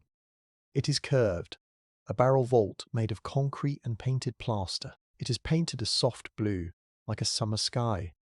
Even though you are buried inside a stone fortress in the dark of winter, the ceiling reminds you of a sunny day. You watch a drop of condensation form on the curve of the roof. It hangs there for a moment, a tiny jewel of water reflecting the lamplight. Then it falls. Drip. It lands on the floor with a tiny splash. You look down at your own skin. It is starting to change. Outside, your skin was pale and rough, covered in goosebumps from the cold. Your fingers were red and stiff. But now, in the gentle heat, your skin is turning pink. It is becoming soft again. The blood is flowing freely to your fingertips. You rub your arm with your hand. It feels warm to the touch. You are thawing out. This is the purpose of the tepidarium. It is to prepare you. It is to tell your body that the danger of the winter is gone. It creates a fever in you, but a good fever. A fever that heals. You shift your weight on the bench. The stone is hard, but the warmth makes it comfortable. You could fall asleep here. You think about the engineer who designed this. He knew that comfort is not just about a soft bed. Comfort is about temperature. You can sleep on a rock if the rock is warm. You see a soldier across the room stand up. He stretches his arms high above his head. He looks loose and flexible. He is ready for the next stage. He walks slowly towards the next door, the one that leads to the real heat. But you are not ready yet. You want to stay here for a few more minutes. You want to enjoy this middle state. You think about the world outside the walls. You think about the sentry standing on the watchtower right now. He is wrapped in his cloak, stomping his feet, watching the snow fall into the dark forest. You feel a pang of sympathy for him. But you also feel a deep sense of gratitude that your shift is done. You are here, inside the machine. You lean forward and rest your elbows on your knees. You look at the floor tiles. They are the same red tiles as the other room, but here they are even warmer. You can feel the heat radiating up your shins. It feels like you are sitting inside a clay pot that has been left in the sun. You notice a small detail on the bench next to you. Someone has left a small jar of oil. It is made of green glass. The light shines through it. The Romans love oil. They did not use soap like the barbarians. They use olive oil to clean their skin. In a moment you will use it too. You will rub it into your tight muscles. But for now, you just look at the green glass. It looks precious. The atmosphere in the room is thick and sleepy. It is hard to keep your eyes open. The gentle heat is heavy on your eyelids. This is the opposite of the alert, sharp feeling of being on guard duty. There, you have to hear every snapping twig. Here, you can let the world drift away. You take one last moment to appreciate the stone bench. It is a simple thing, a slab of rock, but heated up, it becomes the best chair in the world. You push yourself up to a standing position. Your legs feel lighter. Your joints feel oiled. You are not the frozen statue you were an hour ago. You are a man again. You look towards the next doorway. The air coming from there is different. It is hotter. You can see wisps of steam curling out from the top of the doorframe. The warm room has done its job. It has woken up your blood. It has opened your pores. You are ready for the intensity of the caldarium. You walk towards the steam, your wooden sandals clicking on the warm floor. Plock, plock. You reach for the door handle. It is hot to the touch. You take a deep breath of the warm, dry air, holding it in your lungs for a second. Then you open the door and step into the cloud. You push through the final door. The heat hits you like a soft, heavy pillow. It is not just warm in here, it is hot. And it is wet. The air is thick with white steam. It swirls around you, wrapping you in a blanket of cloud. You can barely see the other side of the room. You can only see white mist and the vague dark shapes of other men moving slowly through the fog. This is the caldarium, the hot room. It is the heart of the bathhouse. It is the room that sits right next to the furnace. The stone arch you saw outside, with the roaring fire and the oak logs, is just on the other side of this wall. The heat here is fresh. It is powerful. You take a breath. The air is heavy and moist. It tastes of water and hot stone. When you breathe in, you can feel the heat traveling down into your chest. It warms you from the inside out. You look down at the floor. You are very glad you are wearing your thick wooden sandals. The tiles here are hot. If you touched them with your bare skin, you would hop around like a startled bird. The fire is raging directly underneath this floor. The pillars you saw in the pits are doing their job, passing the heat straight up to you. You walk slowly into the room. Clop, clop. The sound of your sandals is muffled by the thick air. The room feels like a cave in the tropics. The walls are dripping with water. The steam rises up, hits the cooler ceiling, turns back into water, and runs down the plaster walls in long, shining rivulets. It looks like the room is sweating, and you are sweating too. Within seconds, beads of sweat start to form on your forehead. They run down your nose. They run down your back. This is what you came for. The Romans believed that sweat is the best medicine. It pushes the dirt and the sickness out of your body. It cleans your blood. You wipe your face with your hand. It feels good. It feels like the winter is finally melting out of your bones. You make your way towards the far end of the room. Through the mist, you see a large rectangular shape. It is a pool. This is the alveus, the hot plunge bath. It is a large tank built into the floor, lined with waterproof concrete and smooth steps. The water inside is steaming. It is not boiling, but it is hot. You step up to the edge. You dip your toe in to test it. It is perfect. It is the temperature of a hot summer puddle, but deep enough to cover your shoulders. You sit on the edge of the pool and swing your legs over. You slide down into the water. The sensation is overwhelming. The hot water surrounds you. It holds you up. It feels heavy and silky against your skin. You let out a long breath. Ah! You sink lower until the water is up to your chin. You lean your head back against the smooth stone rim of the pool. You close your eyes. You listen to the sounds of the room. You hear the gentle splash of water as someone else moves in the pool. Splosh. You hear the sound of water dripping from the ceiling. Drip, drip. It is a rhythmic, hypnotic sound. You think about the water itself. It had to be carried here. It had to be heated in a great metal tank over the furnace. It had to flow through lead pipes to get to this pool. Everything in this room is a triumph of engineering. The fire heats the floor, the fire heats the walls, and the fire heats the walls. The Romans have turned fire into 3 different kinds of comfort. You float there for a while, suspended in the heat. Your body feels weightless. The aches in your legs from the long march fade away. The stiffness in your shoulder from carrying your spear disappears. The water is your friend. It supports you. It does not ask anything of you. You do not have to be a soldier here. You do not have to be brave. You just have to float. After a while, the heat begins to feel intense. Your face is flushed red. You feel sleepy and slow. You open your eyes and look through the steam. In the center of the room, there is something else. It is a large, round basin standing on a pedestal, like a fountain. It is made of white marble. This is the labrum. You wade slowly through the hot water to the steps of the pool. You climb out. Your body feels heavy as gravity takes hold again. Water streams off your skin onto the hot tiles. You walk over to the white basin. You look inside. It is full of crystal clear water. But this water is cool. You cup your hands and scoop up the cool water. You splash it onto your burning face. Splash. The shock is wonderful. It wakes you up. It tightens your skin. It makes you gasp for a second. The contrast between the hot air and the cool water makes you feel alive. It tingles on your cheeks. You do it again. Splash. You wipe the water from your eyes. You look at the other men in the room. They are like ghosts in the mist. They are sitting on benches or floating in the bath. They are all silent, lost in their own thoughts. This room is a sanctuary. Outside, the wind is howling around the stone corners of the fort. Outside, the world is grey and frozen. But inside this thick stone box, there is only heat and water. You look up at the ceiling. It is hard to see through the steam, but you know there are grooves cut into the plaster. The builders were clever. They cut little channels in the roof so the condensation would not drip on your head. Instead, the water runs down the grooves to the walls. Even the dripping water is controlled.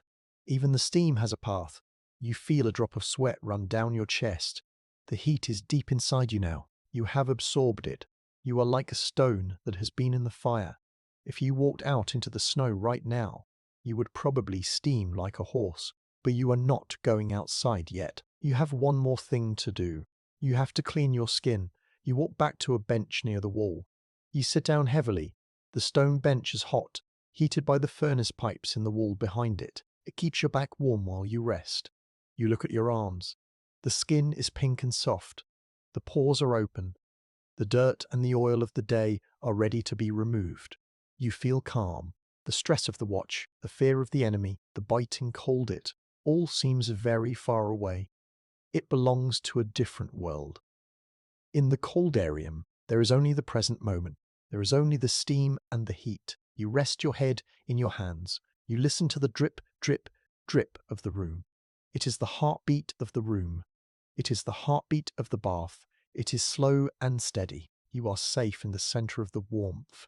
The fire is burning for you. The water is flowing for you. The empire is looking after you. You take another deep breath of the thick, wet air. You let the steam fill your lungs. It soothes your throat. It clears your head. You are ready for the strigil. You are ready to scrape away the past and be new again. But for just a moment longer, you sit on the hot bench and let the steam hold you in its white, cloudy arms. You reach for the small glass bottle you brought with you. It is made of thick green glass, full of bubbles. You pull the little cork stopper out. Pop. A rich, earthy smell fills the air around you. It smells of olives, warm sun, and dry hills. It is the smell of Italy. You pour a little of the golden liquid into your palm. It feels heavy and cool for a second, but it warms up quickly in the hot room. This is how a Roman cleans himself. The people of the north, the locals, they use a strange paste made of animal fat and ash to wash their bodies. They call it soap. It smells strong and it stings your eyes, but you do not use soap. You use oil. You rub your hands together. The oil spreads over your skin. It shines in the lamplight. You start to rub it into your arms. You rub it into your chest and your legs. You massage it deep into the muscles. The oil softens the dirt. It loosens the dust of the road and the soot from the smoke. It mixes with the sweat on your skin. It feels good. It feels like you are feeding your skin. The winter wind dries you out, turning your skin into rough leather, but the oil brings it back to life. It makes you feel human again. You sit there for a moment, glistening in the steam. You look like a statue made of bronze. You let the oil do its work. Then you pick up your tool. It hangs from a metal ring on your belt loop. It is made of bronze, curved like a hook or a sickle. The handle is made of bone, smooth from years of use. This is the strigil. It looks like a weapon. It looks sharp. If a stranger saw it, they might think you were going to skin an animal. But the edge is not sharp like a knife. It is blunt. It is strong. You place the curved metal blade against your forearm. You press down firmly. Then, you pull it along your skin. Scritch. The sound is satisfying. It is the sound of cleaning. As you pull the tool, it gathers up the oil. But the oil is not gold anymore. It has turned grey and dark. It is full of the dirt that was hiding in your pores. It pushes a little wave of grey sludge in front of the blade. You flick the sludge onto the floor. Splat. Then you do it again. Press. Pull. Scritch. You watch the path the tool leaves behind. The skin underneath is pink and clean. It looks brand new. It is smooth as silk. You move the strigil to your shoulder. This is a hard place to reach, but the curved shape helps. You scrape away the stiffness. You scrape away the heavy weight of the armor. You watch a man on the bench opposite you. He is doing the same thing. He is scraping his back. He grunts a little as he reaches a sore spot. Oh. He scrapes down his spine. The dark oil falls away, leaving a clean stripe down his back. It is a simple technology. No chemicals, no powders. Just oil, metal, and friction. You work your way down your legs. You scrape your shins. The metal vibrates against the bone. It feels like a massage. It wakes up the nerves. You look at the pile of grey stuff on the floor near your feet. It is the dirt of the day. It is the mud from the ditch, the dust from the bricks, the smoke from the fire. It is all there, lying on the tiles. You have shed it like a snake sheds its skin. A slave boy comes by with a bucket of water. He throws it over the floor. Whoosh! The water washes the grey dirt away into a drain in the corner. The floor is red and clean again. You run your hand over your arm. It feels incredibly smooth. It feels lighter. The oil has left a tiny layer behind, so your skin is not dry. It is protected. You clean the blade of your strigil with a rag. You polish the bronze until it shines again. You hang it back on its ring. Click. This tool is your friend. You have carried it for thousands of miles. You have used it in baths in Gaul and Spain, and now here at the edge of the world. It is a small piece of home. You sit back against the warm wall. You feel purified. The heat of the room seems to go deeper now that your skin is clean. You feel sleepy. A deep, heavy tiredness settles over you. It is not a painful tiredness. It is the feeling of a body that has worked hard and has now been cared for. You listen to the scratch of the other men scraping. It is a rhythm. It is the sound of the legion taking care of itself. You think about how strange this must seem to the people outside the walls. They see the steam rising from the roof fence. They probably wonder what magic is happening inside. They do not know about the oil and the bronze hooks. They do not know the pleasure of scraping away the winter. You look at your hands. The calluses from the spear shaft are soft now. The dirt under your fingernails is gone. These are still the hands of a soldier, but they are clean hands. You take a deep breath. The air feels cleaner too. You are ready to leave the heat now. You have been cooked, soaked, and scraped. You are brand new. You stand up slowly. The blood rushes to your head a little. You have to steady yourself against the wall. The heat makes you dizzy. You put your wooden sandals back on. Clop, clop. You walk towards the door, but not the door you came in. You head for the last room, the cold room, the frigidarium. You need to close the circle. You've opened your skin with heat. Now you must close it with cold. You look back at the hot room one last time. The steam is still swirling. The men are still scraping. The water is still dripping. It is a good place. It is a factory of warmth. You push the door open. You leave the white fog behind. You step out of the tropical cave and back towards the reality of the north. But you are ready for it now. You are oiled and clean and strong. The little bronze tool has done its work. You are a Roman again. You step out of the bathhouse. You are clean, oiled, and warm. Your skin feels tight and fresh. You wrap your heavy wool cloak around you. The cold air of the night hits your face, but it does not hurt you anymore. You are carrying the heat of the bath inside your body. You are a walking furnace. You walk across the courtyard. The ground is white. The snow stopped falling, but it covers everything in a thick, soft blanket. The moon is hidden behind the clouds, so it is very dark. The only light comes from the watchtowers and the glow of the furnace. You stop by the stone arch of the new building. You want to say thank you to the fire. You see the man who is keeping you alive. He's the fornicator, the stoker. He's still there, just where you left him hours ago. He looks different from you. You are clean and pink from the steam. He is covered in a layer of black dust. The soot from the fire has settled on his skin, his hair, and his clothes. He looks like a shadow come to life. Only the whites of his eyes and his teeth shine in the dark. He is working alone in the freezing night. While the other soldiers are sleeping or gambling or bathing, he is here, fighting the cold. He picks up a heavy iron tool. It is a long rake with a hooked end. He shoves it into the mouth of the tunnel. Scrape, scrape. He pulls out the grey ash from the bottom of the fire. He has to keep the airway clear. If the ash piles up too high, the fire cannot breathe. The air will stop flowing, and the floor inside will get cold. He drags a pile of hot, glowing cinders out onto the snow. Hiss. The snow melts instantly, turning into a puddle of black water. Then he feeds the beast. He walks to the wood pile. It is much smaller than it was this afternoon. The fire is a hungry animal. He grabs a thick oak log with his bare hands. His hands are rough and hard, toughened by the work. He swings the log into the arch. Thump! A shower of orange sparks flies out.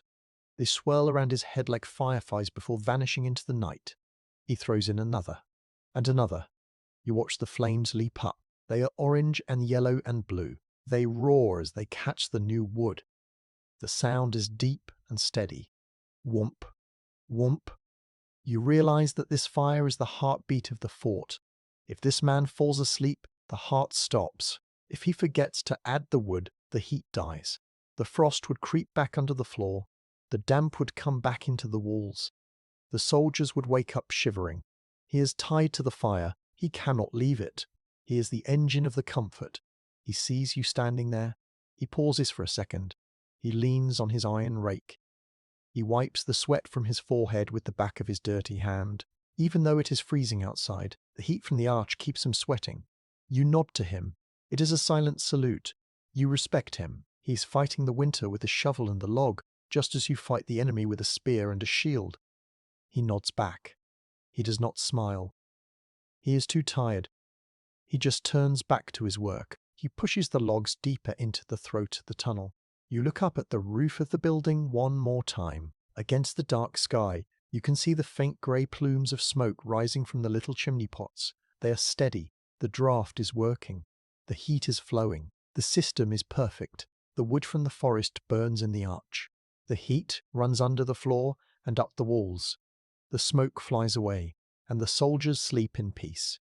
It is a circle of energy, and this man in the soot is the one who keeps the wheel turning. You turn away, you leave him to his long, lonely watch. You head towards your barracks. Your boots crunch softly in the snow. Crunch, crunch. You feel safe. You know that as long as that orange glow lights up the courtyard, the winter cannot touch you. The guardian of the fire is awake, so you can rest. You reach the door of your sleeping quarters. It is the new room, the one with the warm floor. You open the heavy door and slip inside. The darkness greets you, but this time it is a warm, welcoming darkness. You close the door on the cold night, ready to finally close your eyes. You walk into the sleeping room. It is very dark. The oil lamps have burned low, leaving only tiny blue dots of flame in the corners. The room is full of shadows, but it's not scary. It feels like a safe, warm cave. You move quietly to your place. You do not want to wake the others. You can hear them breathing. It is a slow, steady rhythm. In, out, and is the sound of deep, peaceful sleep. Usually, in the old barracks, the men would be coughing. They would be tossing and turning, trying to get comfortable on the cold ground.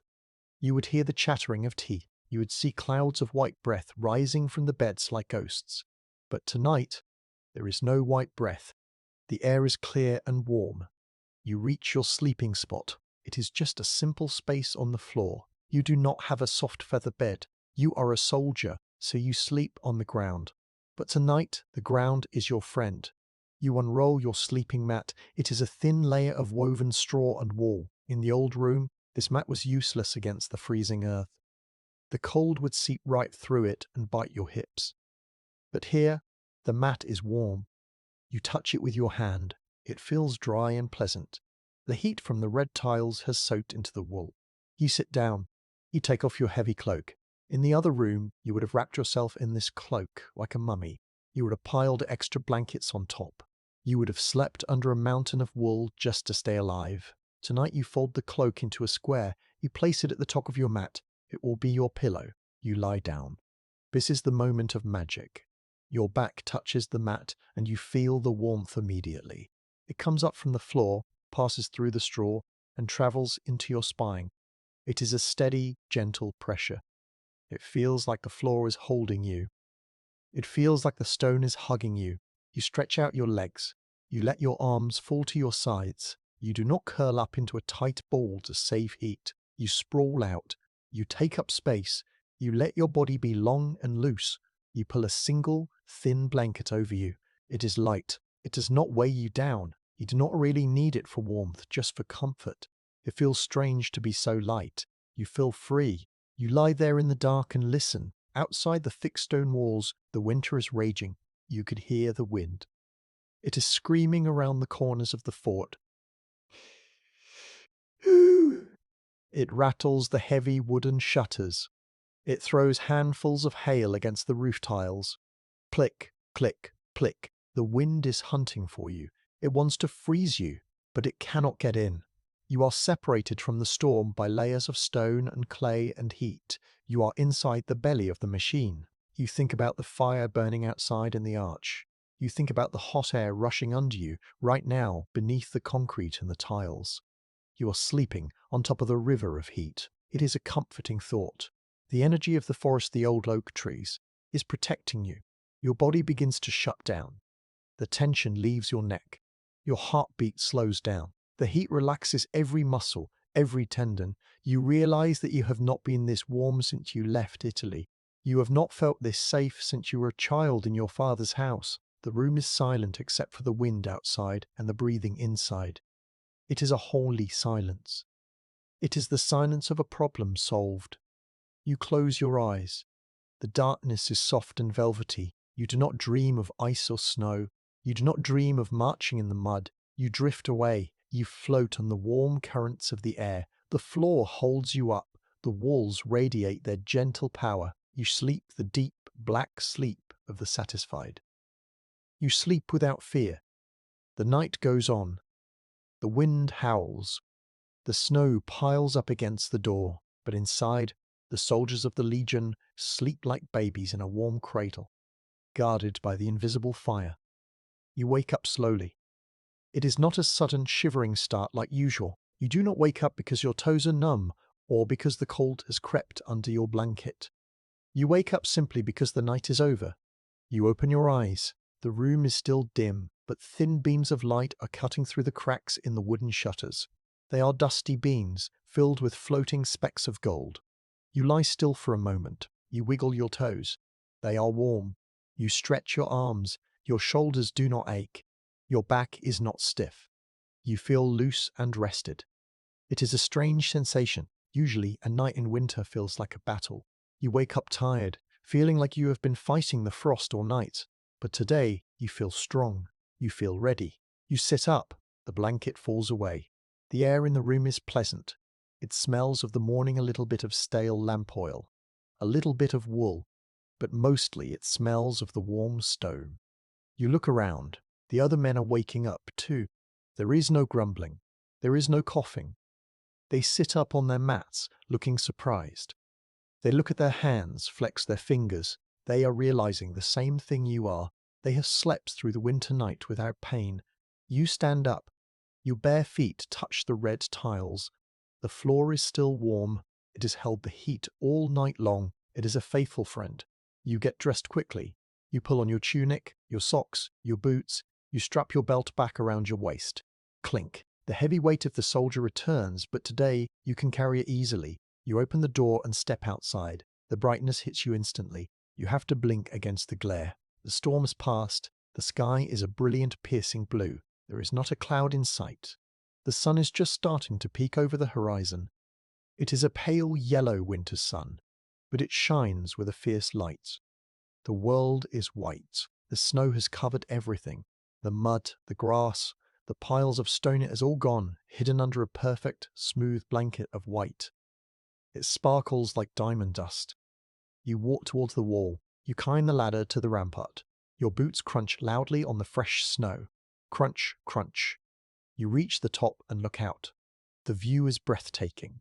The forest is coated in ice. The black branches of the oak trees are outlined in white. The fields stretch out for miles, a vast ocean of snow. It looks beautiful, but it also looks deadly. You know how cold it is out there, but you are not out there. You look back into the fort. You look at the new building. It looks peaceful. And there, along the edge of the red roof, you see it. Little puffs of grey smoke are rising from the chimney pots. They go straight up into the still air. There are 20 of them, standing in a row like little grey flags. They are the proof. The machine is working. The fire is burning deep underground. The heat is flowing through the veins of the walls. The building is breathing. You hear a sound from below. Blat! It is the cornicen. He is blowing his horn to signal the start of the day. It is a brass trumpet, curved like the letter G. The sound is loud and clear. It echoes off the stone walls and rolls out across the snowy fields. The camp is waking up. You smell food. You smell the porridge cooking in the kitchen. You smell the baking bread. You take a deep breath of the icy air. It is cold, yes, but it does not scare you anymore. You know that you have a sanctuary. You have a place where the summer lives inside the stone. You lean your hands on the rough stone of the wall. You look at the sun rising higher, turning the snow from blue to gold. You have built a heated floor. You have built a hollow wall. You have tamed the fire and bent the wind to your will. You have survived the night. The empire is strong, not just because of its swords, but because of its mind. Because it can look at a frozen field and imagine a warm floor. You smile. You are ready for your watch. You are ready for the day. You can leave the soldiers there now. They are awake. They are warm. They are ready to face the morning sun. The fort is safe. The walls are strong, and deep beneath the ground, the fire is still glowing in the dark, feeding the stone with its gentle heat. The cycle continues. The wood burns, the air rises, and the men sleep soundly, protected from the biting wind. You have walked the walls. You have dug the pit. You have laid the bricks and lit the flame. You have seen the secrets of the hidden floor. Now it is time for you to rest. The work is done. The winter has been held back. You can drift away from the snow and the smoke. You can let the warmth follow you into your own dreams. The sun is rising. The gates are opening. The watch is ended.